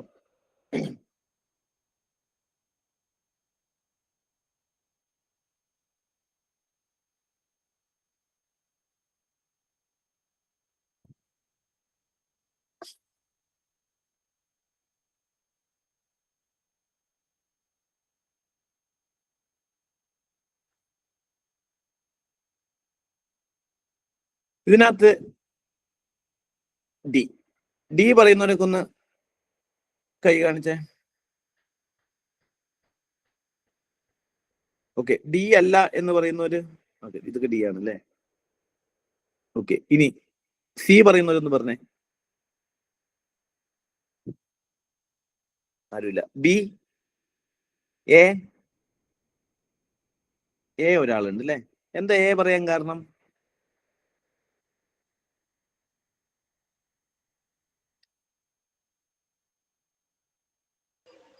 സ്റ്റോറേജ് വീട്ടില് ഹുക്കായി പോയി. എങ്ങനെ? സ്റ്റോറേജ് എന്ന് പറഞ്ഞ വീട്ടില് സാർ അതിലങ്ങ് സ്റ്റക്കായി പോയി. പക്ഷെ ഏത് സ്റ്റോറേജാ? ബാറ്ററി സ്റ്റോറേജാ? അതന്നെ. അതിനകത്ത് എന്തിനാ സ്റ്റക്ക് ആയത്? അതിന്റെ നമ്മൾ ഇപ്പൊ ഇങ്ങനത്തെ സ്റ്റേറ്റ്മെന്റ് ഇങ്ങനെ ഒരു സാധനം വായിക്കല്ലേ, ഇത് വായിക്കുമ്പം എപ്പോഴും ന്യൂട്രൽ ആയിരിക്കും. കാരണം ഈ ഒരു സ്റ്റേറ്റ്മെന്റിൽ എന്തെങ്കിലും പറയുന്നുണ്ടോ? ഇതെന്താണോ, എന്ത് ചെയ്യണമെന്നോ, ഇത് ശരിയാണോ, ഒന്നും നമുക്ക് പറയാൻ പറ്റില്ല. അപ്പൊ ഇതിന്റെ ക്വസ്റ്റ്യൻ കിടക്കുന്നത് ഇവിടെയാണ്, അടിയിലാണ്. അപ്പൊ വേണമെന്നുണ്ടെങ്കിൽ ഇത് ആദ്യം വായിക്കാം. ഡിസ്ട്രിബ്യൂട്ടഡ് എനർജി സോഴ്സസ് ഏതൊക്കെയാണ്? അപ്പൊ ഡീകൺസ്ട്രക്ട് ചെയ്തു. ഡിസ്ട്രിബ്യൂട്ടഡ് എന്ന് പറയുമ്പോൾ എന്താണ്? എനർജി രണ്ട് രീതിയിലുണ്ട് അല്ലെ. ഒന്ന് സെൻട്രലൈസ്ഡ് ആവാം. അതിന്റെ ഓപ്പോസിറ്റ് എന്താണ്? ഡിസ്ട്രിബ്യൂട്ടഡ് എന്ന് പറയുമ്പോൾ ഇതിന്റെ ഓപ്പോസിറ്റ് സെൻട്രലൈസ്ഡ്. രണ്ട് ഡിസ്ട്രിബ്യൂട്ടഡ്. This is distributed. പല സ്ഥലങ്ങളിലേക്ക്, ചെറിയ ചെറിയ സ്ഥലങ്ങളിലേക്ക് എനർജി എന്ത് ചെയ്യാൻ പറ്റുന്നു, സ്റ്റോർ ചെയ്യുന്നതിനാണ് ഡിസ്ട്രിബ്യൂട്ടഡ്. അതിന്റെ ഓപ്പോസിറ്റ്, നേരെ ഓപ്പോസിറ്റ് എന്താ, സെൻട്രലൈസ്ഡ്. അപ്പൊ ഒരു സോഴ്സിലേക്ക് എനർജി കൂട്ടി വെക്കുന്ന സാധനമാണോ ഇതിന്റെ ഓപ്പോസിറ്റ് എന്ന് പറഞ്ഞ ഒരു സ്ഥലത്തേക്ക് കൂട്ടി വെക്കുന്നത്? വേണേ അങ്ങനെ ചിന്തിക്കാം. ഇനി അതല്ലെങ്കിൽ ഡിസ്ട്രിബ്യൂട്ടഡ് വെറുതെ എക്സ്പാൻഡ് ചെയ്ത് കഴിഞ്ഞാലും ബാറ്ററി, എല്ലാവരും വീട്ടിൽ ബാറ്ററി ഉണ്ട്, അപ്പം എല്ലാവരും വീട്ടിലും എനർജി എന്ത് ചെയ്യുന്നത്, ഡിസ്ട്രിബ്യൂട്ട് ചെയ്തിട്ടുണ്ട്.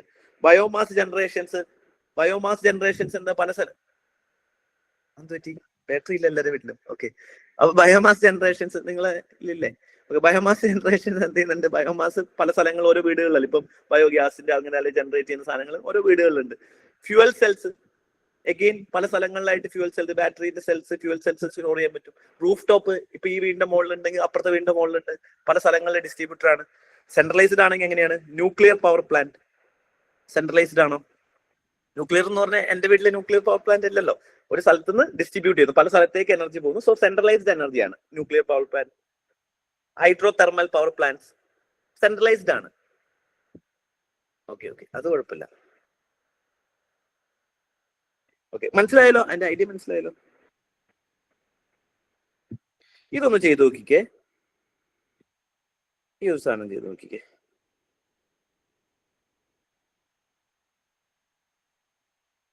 മറ്റേത് കിട്ടിയോ? കിട്ടാത്ത ആരെങ്കിലും ഉണ്ടോ? അത് വളരെ സിമ്പിൾ ആയതുകൊണ്ട് ഞാൻ പിന്നെ അത് ഇത് ചെയ്യാത്തത്. കിട്ടിയവരൊന്ന് തംസ് അപ്പ് തരുമോ? ഓക്കെ,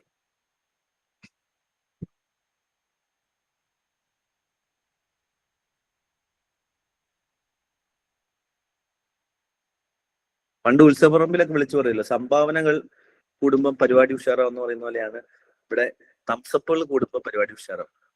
മോട്ടിവേഷൻ ഇവിടെ നിങ്ങളിൽ നിന്നുള്ള ആകെ എന്റെ റെസ്പോൺസ് തംസപ്പാണ്.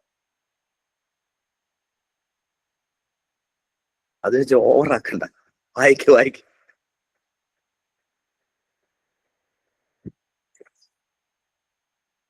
നാളെ നമുക്ക് സെഷൻ ഇല്ല കേട്ടോ, നാളെ ശനിയാഴ്ചയല്ലേ, മൺഡേ. ഇനി അടുത്തത് മൺഡേ ആണ്. നാളെ പക്ഷേ 7 മണിക്ക് നമ്മൾ പറഞ്ഞില്ല 100 ഡേയ്സിന്റെ കൂടിയാണ് ഇനി പ്രിലിംസിന്. തിങ്കളാഴ്ച മുതൽ ശരിക്കും 100 ഡേയ്സ് ഉള്ളൂ, പേടിക്കാനൊന്നുമില്ല, ഡോണ്ട് വറി, പേടിക്കരുത്. അപ്പൊ 100 ഡേയ്സേ ഉള്ളൂ. തിങ്കളാഴ്ച തൊട്ട് നോക്കുകയാണെന്നുണ്ടെങ്കിൽ 100ാമത്തെ ഡേ എന്ന് പറയുന്നത് പ്രിലിംസ് ആണ്. അപ്പൊ 100 ഡേയ്സിൽ എങ്ങനെ പ്രിലിംസിനെ സ്ട്രാറ്റജൈസ് ചെയ്യാം, എന്തൊക്കെ കാര്യങ്ങൾ പഠിക്കാം, എങ്ങനെ അതിന്റെ സബ്ജക്റ്റിനെ വീതിക്കാം, എങ്ങനെ ഫോക്കസ് ചെയ്യാം, എവിടെ ഫോക്കസ് ചെയ്യണം എന്നുള്ള കാര്യങ്ങളുടെ ഒരു വെബിനാർ നാളെ നമ്മൾ എടുക്കുന്നുണ്ട്. രാജ്കുമാർ സാറാണ് എടുക്കുന്നത്. അപ്പം നാളെ 7 മണിക്ക് നിങ്ങൾ എന്ത് ചെയ്യാം, പറ്റുന്നവരൊക്കെ വെബിനാർ അറ്റൻഡ് ചെയ്യാം കേട്ടോ. ഇനി ഇതൊന്ന് വായിച്ചേ.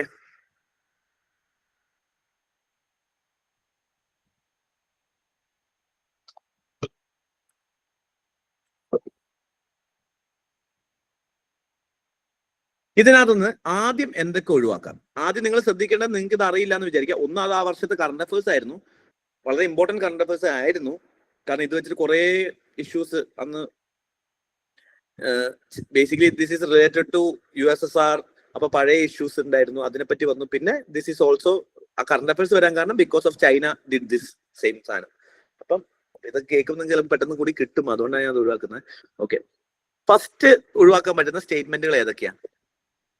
ഒരാൾ പറയുന്നു എയും ഡിയും,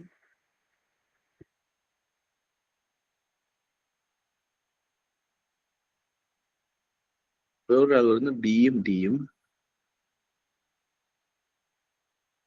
ഈ പറഞ്ഞ ഡി ഭയങ്കര എക്സ്ട്രീം അല്ലേ?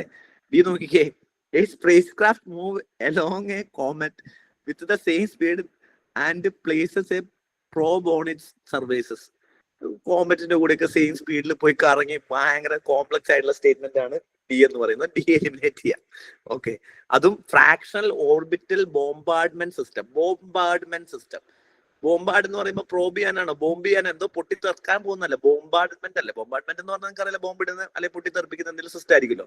ഇവിടെ പറയുന്ന spacecraft probe into surface. നിങ്ങൾ ഓരോ സ്റ്റേറ്റ്മെന്റുകളും വളരെ കൃത്യമായി വായിച്ചു നോക്കണം.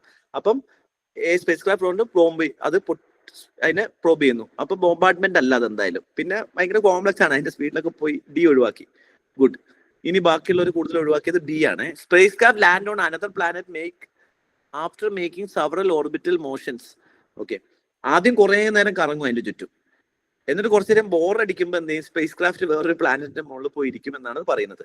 അവിടെയും ഫ്രാക്ഷണൽ ഓർബിറ്റിനെ പറ്റി പറയുന്നില്ല. ഫ്രാക്ഷണൽ എന്ന് പറയുമ്പോൾ ഒരു ഓർബിറ്റൽ എന്ന് പറയുന്നത് എന്താണ്, ഒരു ചുറ്റി കറങ്ങുന്നു, ഓർബിറ്റ് കറങ്ങുന്ന സാധനം. ഫ്രാക്ഷണൽ എന്ന് പറയുമ്പോൾ ഓട്ടോമാറ്റിക്കലി പകുതി കറങ്ങുന്നു. ഓക്കെ, ബോംബാർഡ്മെന്റ് എന്ന് പറഞ്ഞ വേർഡിന്റെ മീനിങ് ബോംബ് ചെയ്യുന്നു. അപ്പൊ എനിക്ക് ഇതിൽ നിന്ന് മനസ്സിലായത് ഫ്രാക്ഷണൽ എന്ന് പറഞ്ഞാൽ പകുതിയാണ്, ഫ്രാക്ഷനിലാണ് 1/2 അല്ലെ, അല്ലെങ്കിൽ 1 പകുതി.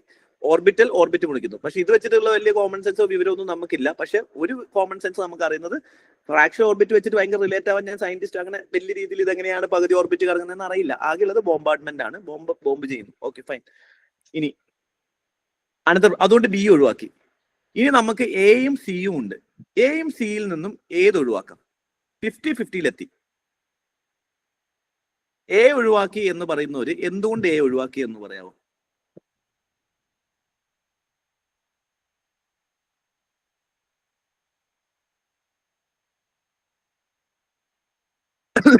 സി ഒഴിവാക്കിയത്, ഒരു സി എന്തുകൊണ്ട് ഒഴിവാക്കിയെന്നും പറയാം.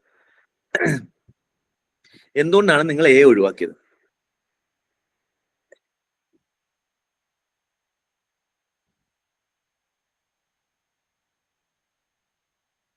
നിങ്ങൾ ഭയങ്കര ഇന്റൻസ് ആയി ലാസ്റ്റ് നമ്മൾ ഇപ്പൊ കഴിഞ്ഞ 3 ദിവസമായിട്ട് നമ്മൾ ഒരു 1.5 മണിക്കൂർ നമ്മൾ ഭയങ്കര ഇന്റൻസ് ആയിട്ട് ഇങ്ങനെ തിങ്ക് ചെയ്തുകൊണ്ടിരിക്കുക. അപ്പം കുറച്ച് ടയർഡ് ഒക്കെ ആവും. പക്ഷെ അതുകൊണ്ട് നിങ്ങൾ ക്ഷീണിക്കരുത്, കാരണം നമ്മൾ അത്രയും ബ്രെയിൻ യൂസ് ചെയ്യാണ്. പക്ഷെ that will benefit you guys. Okay, അപ്പം വളരെ ഇന്റൻസീവ് ആയിട്ട് തന്നെ ആക്റ്റീവ് ആയിട്ട് ഇരിക്കുക കേട്ടോ. മൊബൈലൊക്കെ ഇടയ്ക്ക് മാറ്റി വെക്കുക. ഇടയ്ക്കിടയ്ക്ക് ചിലർ സമയം നോക്കുന്നുണ്ട്. ആയക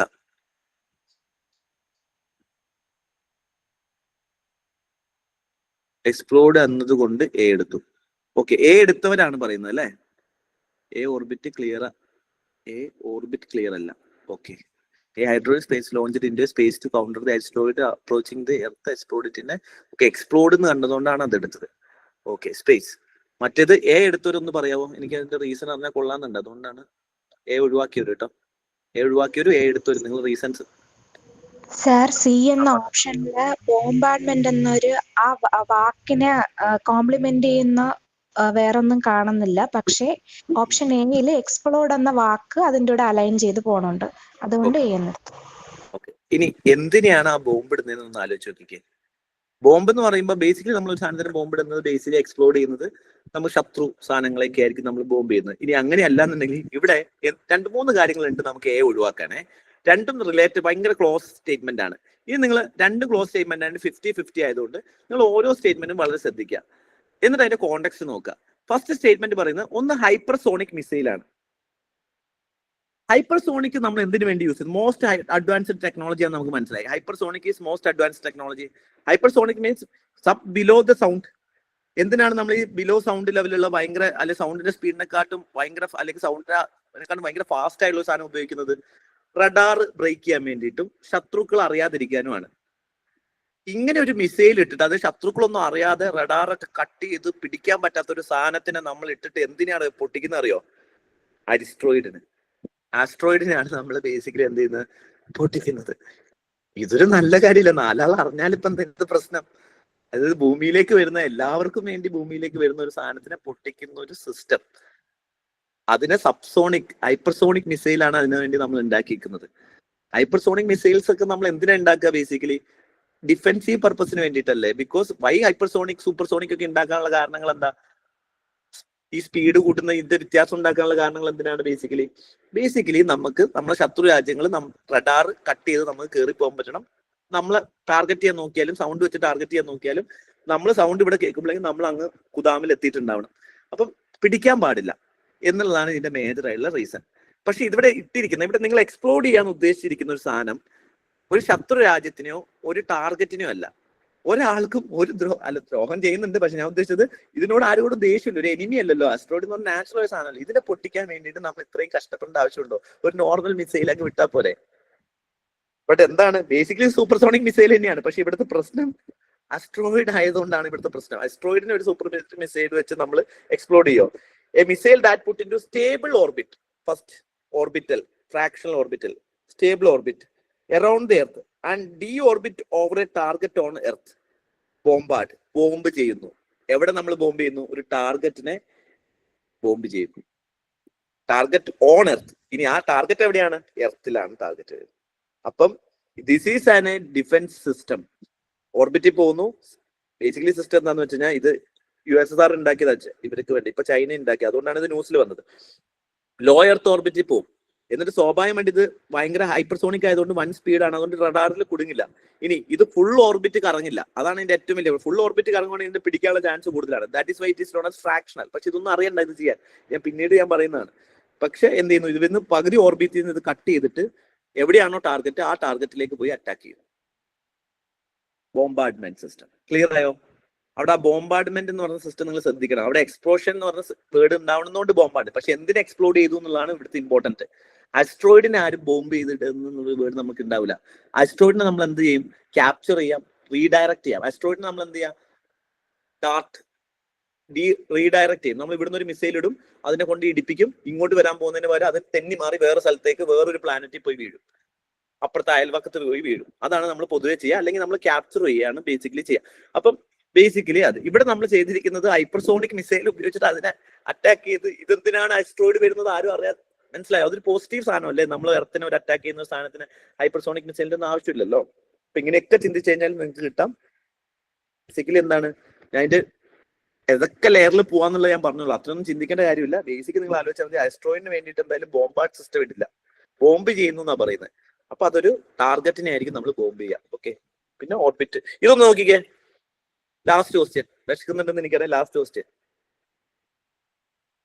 എനിക്ക് ഒരു 2 ക്വസ്റ്റ്യൻ ചെയ്യണം. നിങ്ങൾക്ക് സമയമുണ്ടോ? ഓക്കെ, മടുത്തു എന്നുള്ളൊരു തംസപ്പെട്ടെ.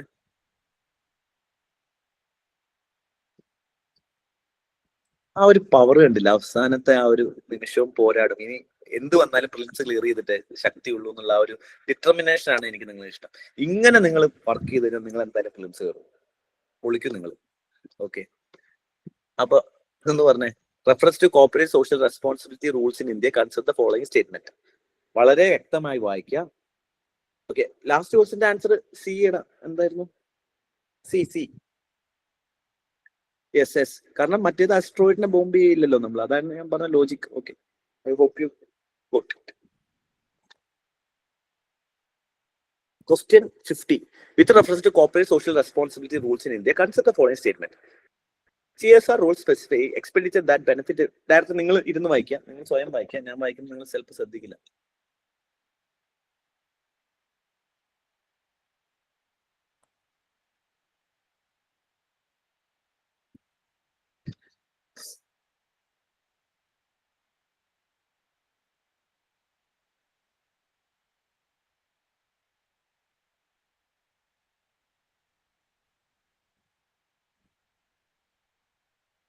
ഓക്കെ, ഏറ്റവും ആദ്യം നിങ്ങൾ ഏത് ഒഴിവാക്കും?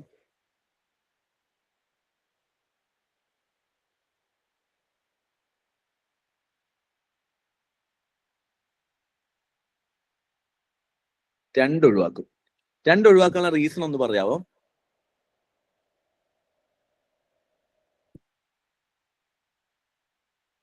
ഒഴിവാക്കും, റീസൺ പറയാവോ?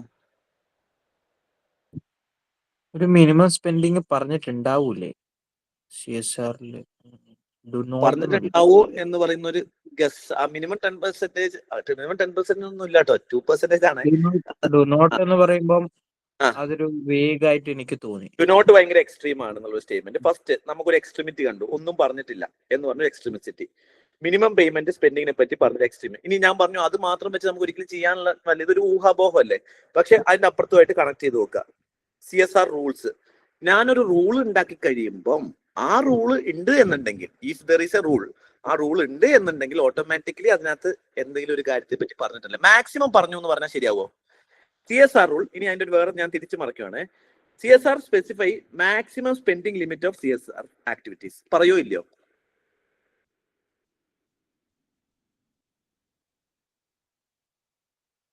CSR പറയും എന്ന് പറയുന്നവരൊന്ന് തംസപ്പ് തന്നെ. CSR rule specify maximum spending on CSR activities. ഇത് പറയും എന്ന് പറയുന്ന ഒരു തംസപ്പ് തന്നെ. മാക്സിമം പറയൂലല്ലോ.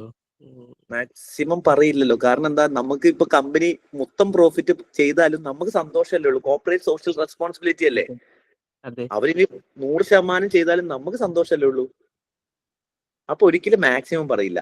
അത് നിങ്ങൾ മനസ്സിലാക്കുക. അതാണ് അതിന്റെ ലോജിക്കുകൾ നിങ്ങൾ മനസ്സിലാക്കണം. ഇനി CSR rule do not specify minimum rule. If there is a rule it must have made some minimum requirement. അല്ലാതെ കമ്പനി ചെയ്യോ? ഇനി ആരോടാണ് നമ്മൾ പറയുന്നത്? കോർപ്പറേറ്റ്സിനോട്. കോർപ്പറേറ്റ്സ് എല്ലാ കോർപ്പറേറ്റ്സ്, നല്ല കോർപ്പറേറ്റ്സ് ഉണ്ട്, എല്ലാ കോർപ്പറേറ്റ്സും സ്വയം മുന്നോട്ട് വരുമോ? Never. Never ever. That we know. So automatically there will be something minimum. 10% അല്ലാട്ടോ Nanda, 2% ആണ് ഓഫ് ഇഫ് ദ കമ്പനി. അതൊന്നും നിങ്ങളുടെ either 1000 crores റവന്യൂ. നിങ്ങളതൊന്നും പഠിക്കേണ്ടതില്ല. ഓക്കെ, അതിൻ്റെ ഒന്നും ആവശ്യമില്ല. ഇനി ഫൈൻ, സെക്കൻഡ് ഒഴിവാക്കി. ഇനി ഫസ്റ്റ് ഓപ്ഷൻ ശരിയാണോ തെറ്റാണോ? ശരിയാന്ന് പറയുന്ന ഒരു കൈ നോക്കിക്കേ. ശരിയാന്ന് പറയുന്ന ഒരു കൈ നോക്കുന്നു.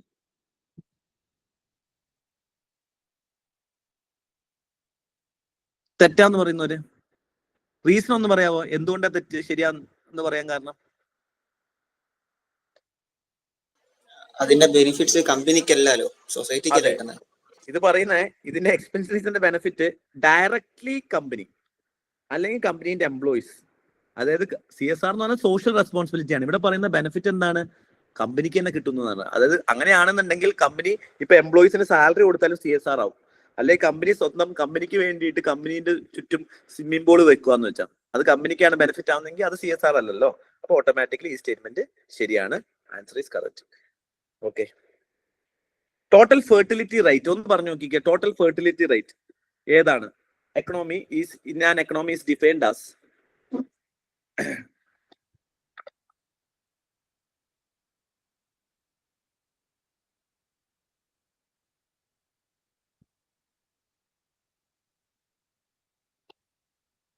എലിമിനേറ്റ് ചെയ്യുന്ന ആദ്യം ഒന്ന് പറയോ? ഏതൊക്കെ എലിമിനേറ്റ് ചെയ്യാൻ പറ്റും? എലിമിനേറ്റ് ചെയ്യാൻ പറ്റില്ലേ? എന്തുകൊണ്ടാണ് എലിമിനേറ്റ് ചെയ്യാൻ പറ്റുക എന്ന് പറയുന്നത്? അവിടെ ഒരു പെർ 1000 പോപ്പുലേഷൻ പീപ്പിൾ എന്നുള്ള ഒരു ഇതിലേക്ക് പോയിട്ടില്ലേ? അപ്പം അതിന്റെ അർത്ഥം എന്താ? അതിന്റെ മീനിങ് എന്താ ശരിക്കും? അതായത് ഫോർ എക്സാമ്പിൾ നിങ്ങൾ ആലോചിച്ച് നോക്കിക്കോ, 500 പേര് കല്യാണം കഴിച്ചു എന്ന് വെച്ചിരിക്കാം. 500 കപ്പിൾസ് ഉണ്ടെന്ന് വിചാരിക്കാം. 500 കപ്പിൾ ഉണ്ടെന്ന് പറഞ്ഞു കഴിഞ്ഞാൽ 500 കപ്പിളിനും ഒരു കുട്ടി വെച്ചിട്ടുണ്ടെന്ന് വിചാരിക്കാം. ഇപ്പൊ ടോട്ടൽ 500 കുട്ടികളുണ്ട്, 500 കപ്പിളും ഉണ്ട്. 500 കപ്പിൾ എന്ന് പറഞ്ഞാൽ പോപ്പുലേഷൻ എത്രയാ? 1000. ഇനി ഓരോ പോപ്പുലേഷനും എത്ര കുട്ടികൾ ഉണ്ടെന്ന് എണ്ണി നോക്കിക്കഴിഞ്ഞാൽ ഭാര്യയ്ക്ക് ഒരു കുട്ടി ഉണ്ടാവും, ഭർത്താവിനും കുട്ടി ഉണ്ടാവും. പക്ഷെ രണ്ടുപേരും കൂടി ഒരു കുട്ടിയേ ഉള്ളൂ. പക്ഷെ നമ്മൾ 1000 പേർക്ക് കുട്ടി എണ്ണി കഴിഞ്ഞാൽ 1000 കുട്ടി ഉണ്ടെന്നല്ല ഇതിന്റെ അർത്ഥം. ഇത് തെറ്റല്ലേ? പോപ്പുലേഷൻ എണ്ണിട്ട് കാര്യമില്ലല്ലോ. ഒരു കപ്പിളിനല്ലേ ഒരു കുട്ടി അല്ലേ? അപ്പം അത് എണ്ണാൻ പറ്റില്ല. ഇതൊരു പോസിബിൾ ആയിട്ട് നമുക്ക് എണ്ണാൻ പറ്റാത്തൊരു തെറ്റായ, വളരെ പോപ്പുലേഷൻ എത്ര 1000 പോപ്പുലേഷൻ 1000 പേര് എടുത്തിട്ട് 1000 പേരോട് കുട്ടി ഉണ്ടോ എന്ന് ചോദിച്ചു കഴിഞ്ഞാൽ ചിലപ്പം ഡബിൾ കൗണ്ടിങ് വരും. തെറ്റായിരിക്കും അത്. പി തെറ്റായിരിക്കില്ലേ? A number of children born to a couple in their lifetime in a given population. കപ്പിളിന് മാത്രം കുട്ടി ഉണ്ടാവണം എന്ന് നിർബന്ധിക്കാൻ പറ്റുമോ നമുക്ക്? പറ്റില്ല. Birth rate minus death rate അല്ലല്ലോ ഫെർട്ടിലിറ്റി. ഫെർട്ടിലിറ്റി എന്ന് പറഞ്ഞാൽ നമുക്കറിയാം അല്ലെ, എത്ര ജനിക്കും എന്നുള്ളതാണല്ലോ. So average number of life birth a woman would have in end of her life. ഇത് അല്ലെങ്കിൽ നിങ്ങൾക്ക് ഡയറക്റ്റ് ആയിട്ട് അറിയാം, ബട്ട് കോമൺ സെൻസ് നോക്കുവാണെന്നുണ്ടെങ്കിൽ ബേസിക്കലി നിങ്ങൾക്ക് മനസ്സിലാവും. ഇനി ഇതൊന്നും നോക്കിക്കേ. Which of the following is the concept which name qubits mentioned? ഏതായിട്ട് വളരെ ഇനി ഒന്നും അറിയേണ്ടത് എലിമിനേറ്റ് ചെയ്യണം. ഡയറക്റ്റ് ആയിട്ട് ഉത്തരം വരാം അല്ലെ. ഇത് ഉത്തരം അറിയാത്ത ആരെങ്കിലും ഉണ്ടെങ്കിൽ ഒന്ന് തംസപ്പെടുവോ? അതൊക്കെ നമുക്ക് ഉത്തരം എന്തായാലും അറിയാം. എലിമിനേറ്റ് ചെയ്യേണ്ട കാര്യമില്ല. അറിയില്ല എന്നാണോ ജിഷ്ണു പറഞ്ഞത്? അത് അറിയാന്നാണോ? തംസപ്പെടുക എന്ന് പറയുമ്പോൾ മറ്റേ തംസപ്പെട്ടു, അപ്പൊ അറിയുന്നായിരിക്കും അല്ലെ. ഓക്കെ, ക്യൂബിറ്റ്സിന്റെ വേർഡ് തന്നെ നോക്കിയാൽ മതി. ക്യൂ വരുന്ന ക്വാണ്ടം കമ്പ്യൂട്ടിംഗ് മാത്രമേ വിടുള്ളൂ. അങ്ങനെ അത്രയും സിമ്പിൾ ആണ് ഇത്. ഇനി ബിറ്റ് എന്ന് പറയുന്നത് എന്താണ്? Bit is computer language. So കമ്പ്യൂട്ടറിംഗ് ആയി ബന്ധപ്പെടുന്ന ഒരു സാധനം. ബിറ്റ്സ് എന്ന് പറഞ്ഞാൽ എന്താ? 0 and 1, 0 and 1, 0 ആണ്. ക്യൂബിറ്റ്സ് എന്ന് പറഞ്ഞാൽ quantum computer means it is not only 0 and 1, it is also allowing superposition. So അത് ഒന്നും അറിയേണ്ട കാര്യമില്ല, പക്ഷെ നിങ്ങൾക്ക് ഉത്തരം കിട്ടുമെന്നുള്ളതാണ്. ഇത് നോക്കിയാൽ last question, then we'll stop. അല്ലെങ്കിൽ ഇത് വേണോ? 2 ക്വസ്റ്റ്യൻ കൂടി.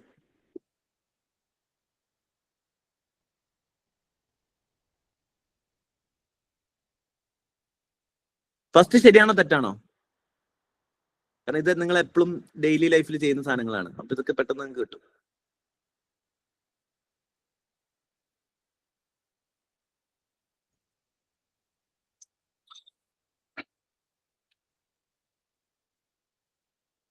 ഓക്കെ, ഇനി ഒന്നും അറിയില്ലെങ്കിലും വേർഡ് ഒന്ന് ശ്രദ്ധിച്ച് റീകൺസ്ട്രക്ട് ചെയ്തേ. ഈ പേന തെളിയുന്നില്ല. ഓക്കെ, റീകൺസ്ട്രക്ട് ചെയ്ത 1 പ്രോ, 2 ബയോട്ടിക് അല്ലേ? പ്രോ എന്ന് പറയുന്നത് എന്താണ്? പോസിറ്റീവ് ആണോ നെഗറ്റീവ് ആണോ? Pro. The word pro positive ആണോ നെഗറ്റീവ് ആണോ? പോസിറ്റീവ് ആണ്. സോ ബയോട്ടിക്, നല്ല biotic. 1 wrong. Probiotic made both bacteria and yeast. 1 wrong അല്ല, 1 കറക്റ്റ് ആണ്.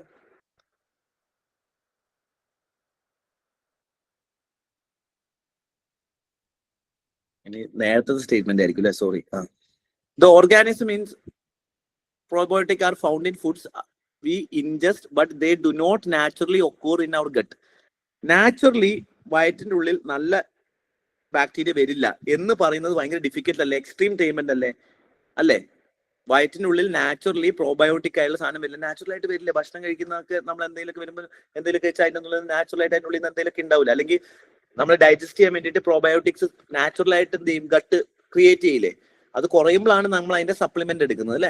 അപ്പൊ നാച്ചുറലി അത് ക്രിയേറ്റ് ചെയ്യും. ഇല്ല എന്ന് ഒരിക്കലും പറയാൻ പറ്റില്ല. ഭയങ്കര ഡിഫിക്കൽട്ട് ആണ്. എക്സ്ട്രീം സ്റ്റേറ്റ്മെന്റ് ആണ്. ഒരിക്കലും ഒരു പ്രോബയോട്ടിക് പോലും ജനറേറ്റ് ചെയ്യില്ല വയറ്റിൽ എന്ന് പറയാൻ കാരണം. ഹെൽപ്പ് ഇൻ ഡൈജഷൻ, ഇത് നോക്കിക്കേ, ഹെൽപ്പ് എന്നേ പറയുന്നുള്ളൂ. എന്തായാലും ചെറിയൊരു ഹെൽപ്പ് ചെയ്താൽ പോലും അത് ഹെൽപ്പായി മാറി. അപ്പം ആൻസർ എന്തായിരിക്കും? 1 ഓൾ ദ 3 എന്തായാലും കറക്റ്റ് ആവില്ല എന്ന് നിങ്ങൾക്ക് അറിയാം. ഒരെണ്ണം തെറ്റുണ്ടാവും. ഇതിനകത്ത് ഏറ്റവും എക്സ്ട്രീം സ്റ്റേറ്റ്മെന്റ് എന്താണ്? ബേസിക്കലി രണ്ടാമത്തെ സ്റ്റേറ്റ്മെന്റ് ആണ്. കാരണം ഇത് ഇല്ല എന്നാണ് പറയുന്നത്. 100% ഇല്ല എന്നാണ് പറയുന്നത്. ഒരു ബാക്ടീരിയ ഉണ്ടെങ്കിൽ പോലും അത് ശരിയാവാനാണ് ചാൻസ് കൂടുതൽ. അതുകൊണ്ട് ഇതെന്താണ്? തെറ്റായ സ്റ്റേറ്റ്മെന്റ് ആണ്. 2 എലിമിനേറ്റ് ചെയ്യാൻ പറ്റും നമുക്ക്. സോ 1 and 3 ആയിരിക്കും എന്ത് ചെയ്യുന്നത്? ആൻസർ വരുന്നത് അല്ലെ? ഇതൊന്നും ചെയ്ത് റാപ്പിഡ് ഫിനാൻഷ്യൽ ഇൻസ്ട്രുമെന്റ്, എന്തുകൊണ്ട് ഇതിന്റെ ഉത്തരം ശരിയാവണം? റാപ്പിഡ്. ഇനി എന്താണ് ഇതിനകത്ത് UPSC ഭയങ്കര ഈസി ആയിട്ട് ക്വസ്റ്റ്യൻ തന്നിരിക്കുന്നത്. ഒന്ന് റാപ്പിഡ് ഫിനാൻഷ്യൽ ഇൻസ്ട്രുമെന്റ് എന്ന് പറഞ്ഞൊരു ഇൻസ്ട്രുമെന്റ് ആണെന്ന് പറഞ്ഞു.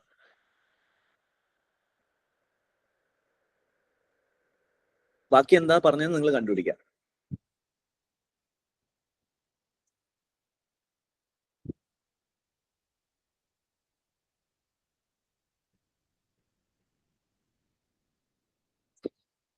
ആൻസർ എ എന്ന് പറയുന്നവർ എത്ര പേരുണ്ട്?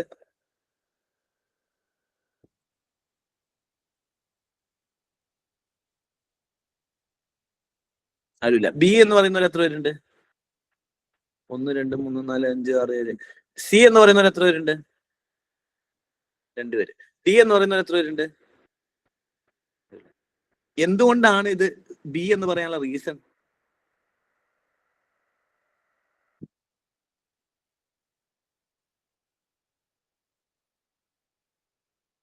Okay, what was the reason? എന്തുകൊണ്ടാണ്? റീസൺ എന്താ? Reason why B?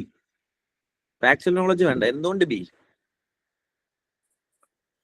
Because IMF അല്ലേ ഈ ക്രൈസിസിന്റെ ടൈമെല്ലാം റാപ്പിഡ് ആയിട്ട് ബേസിക്കലി ഇവിടെ റാപ്പിഡ് എന്നാ പറഞ്ഞത്. Rapid means very fast. വളരെ ഫാസ്റ്റ് ആയിട്ട് ഫണ്ടിങ് ഇവിടെ വേണം, ഫിനാൻഷ്യൽ ഇൻസ്ട്രുമെന്റ്. അങ്ങനെ വരുമ്പം അത് ഓട്ടോമാറ്റിക്കലി എന്തുമായിട്ടായിരിക്കും? ഒരു ഫിനാൻഷ്യൽ ക്രൈസിസിന് വേണ്ടിയിട്ടായിരിക്കും ഇവിടെ ഉണ്ടാവുക. ഫിനാൻഷ്യൽ ക്രൈസിസ് മാനേജ് ചെയ്യുന്നത് അത് റാപ്പിഡ് ക്രെഡിറ്റ് ഫെസിലിറ്റിയാണ്. പെട്ടെന്ന് ഒരു ഫിനാൻഷ്യൽ ക്രൈസിസ് മാനേജ് ചെയ്യാനായിരിക്കും റാപ്പിഡ് ആയിട്ട് പൈസ കൊടുക്കേണ്ടി വരിക. അങ്ങനെ റാപ്പിഡ് ആയിട്ട് പൈസ കൊടുക്കുന്ന ഒരാൾ എന്ന് പറയുന്നത് IMF ആണ്. ഡെവലപ്മെന്റ് ബാങ്ക് ഫോർ ഡെവലപ്മെന്റ്, പെട്ടെന്ന് കൊടുക്കേണ്ട കാര്യമില്ല. WTO പെട്ടെന്ന് കൊടുക്കേണ്ട കാര്യമില്ല. ദിസ് ഈസ് ഫോർ എൻവയോൺമെന്റൽ പ്രൊട്ടക്ഷൻ, ഇന്നലെ പോയി നാളെ പോയി പൈസ കൊടുക്കേണ്ട കാര്യമില്ല. But this is for balance of payment crisis, rapid financial services, credit facilities immediate ആയിട്ട് എന്ത് ചെയ്യുക? IMF കൊടുക്കേണ്ടി വരും. സോ അപ്പം ഇന്ന് നമ്മൾ നോക്കിയത് എങ്ങനെയാന്ന് വെച്ച് കഴിഞ്ഞാൽ വേർഡ് എക്സ്പാൻഷൻ കൊണ്ട് നമുക്ക് ചെയ്യാൻ പറ്റുന്ന സാധനങ്ങളാണ്. അപ്പൊ ഇതിനകത്ത് ഇനി നിങ്ങൾ എന്താ ചെയ്യേണ്ടതെന്ന് വെച്ചാൽ ഓരോ സമയം നിങ്ങൾ ഓരോ ഇങ്ങനെയുള്ള ടെക്നിക്കൽ ടേംസ് കാണുമ്പോൾ ടെക്നിക്കൽ വേർഡുകൾ കട്ട് ചെയ്യുക, അത് വായിക്കുക. അതിനുശേഷം അതിന്റെ കോണ്ടെക്സ്റ്റുമായിട്ട് റിലേറ്റ് ചെയ്യുക. ആ സ്റ്റേറ്റ്മെന്റിന്റെ കോണ്ടെക്സ്റ്റിന്റെ ബ്രെഡ്ത്ത് അനുസരിച്ച് ഭയങ്കര ഹൈലി സ്കോപ്പ് ആയുള്ള സ്റ്റേറ്റ്മെന്റ് ആണെങ്കിൽ മാക്സിമം പോസിബിലിറ്റി ആയിരിക്കും. വളരെ സ്പെസിഫിക് ആയുള്ള സ്റ്റേറ്റ്മെന്റ് ആണെങ്കിൽ പോസിബിലിറ്റി എന്തായിരിക്കും? വളരെ കുറവായിരിക്കും. ഇതിന്റെ കോണ്ടെക്സ്റ്റ് അനുസരിച്ച് നിങ്ങൾ അത് അപ്ലൈ ചെയ്യുക. വെറുതെ മീനിങ് എടുത്ത് അപ്ലൈ ചെയ്തത് ആ എന്തിനെ പറ്റിയാണോ അത് ചോദിച്ചിരിക്കുന്നത് അതിന്റെ കോണ്ടെക്സ്റ്റ് എന്ത് ചെയ്യുക? അത് എടുക്കുക എന്നുള്ളത് നോക്കുക. Crisis management. Yes, okay. അപ്പം ദാറ്റ്സ് ഇറ്റ് ഫോർ ടുഡേ. ബാക്കി നമുക്ക് ഇനി മൺഡേ ആണ് ക്ലാസ് ഉള്ളത്. നാളെ നിങ്ങൾക്ക് എന്ത് ചെയ്യാം? 100 ഡേയ്സിന്റെ പ്രോഗ്രാമിൽ പങ്കെടുക്കാൻ മാക്സിമം ശ്രമിക്കുക. Okay, so I hope you guys enjoyed. I hope you guys are benefiting out of it. Last 3 ദിവസമായിട്ട് നിങ്ങൾക്ക് എങ്ങനെ തോന്നുന്നു? ബെനിഫിറ്റഡ് ആവുന്നുണ്ടോ? Yes sir. സർ ഇന്നലത്തെ ക്ലാസ് ഒന്ന് അപ്ലോഡ് ചെയ്ത് തരും? അപ്ലോഡ് ചെയ്തിട്ടുണ്ട് കേട്ടോ. യൂസ്ഫുൾ ആണ് സർ. കണക്ട് ചെയ്യാൻ പറ്റുന്നുണ്ട്, ട്രൈ ചെയ്യാൻ പറ്റുന്നത്. Okay, thank you. ഞാൻ ഒരു ഗൂഗിൾ റിവ്യൂ ഫോം ഇടാം. ആ റിവ്യൂ ഫോമിൽ ജസ്റ്റ് ഒന്ന് റിവ്യൂ ഒന്ന് എഴുതണേ. സമയം കിട്ടുമ്പോൾ 2 ദിവസങ്ങളിൽ എഴുതിയാൽ മതി. Thank you.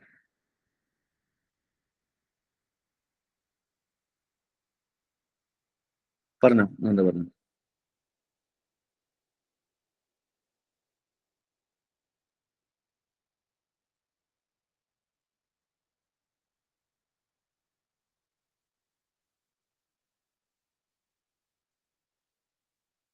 ഓക്കെ, താങ്ക്സ് എല്ലോ sir. Okay, thank you fine, thank you. First ക്ലാസ്സിന്റെ റെക്കോർഡ് വീഡിയോയും കൂടി ഇടാൻ പറ്റുമോ എന്ന് ചോദിച്ചതാണ്. എന്താ പറഞ്ഞേ? കേട്ടില്ലേ? ഫസ്റ്റ് ക്ലാസ് വീഡിയോയും സെക്കൻഡ് ക്ലാസ് വീഡിയോയും കൂടി. എല്ലാം അപ്ഡേറ്റ് ചെയ്തിട്ടുണ്ട് കേട്ടോ, എല്ലാം അതിനകത്തുണ്ട്. ആ, okay okay. Okay, thank you.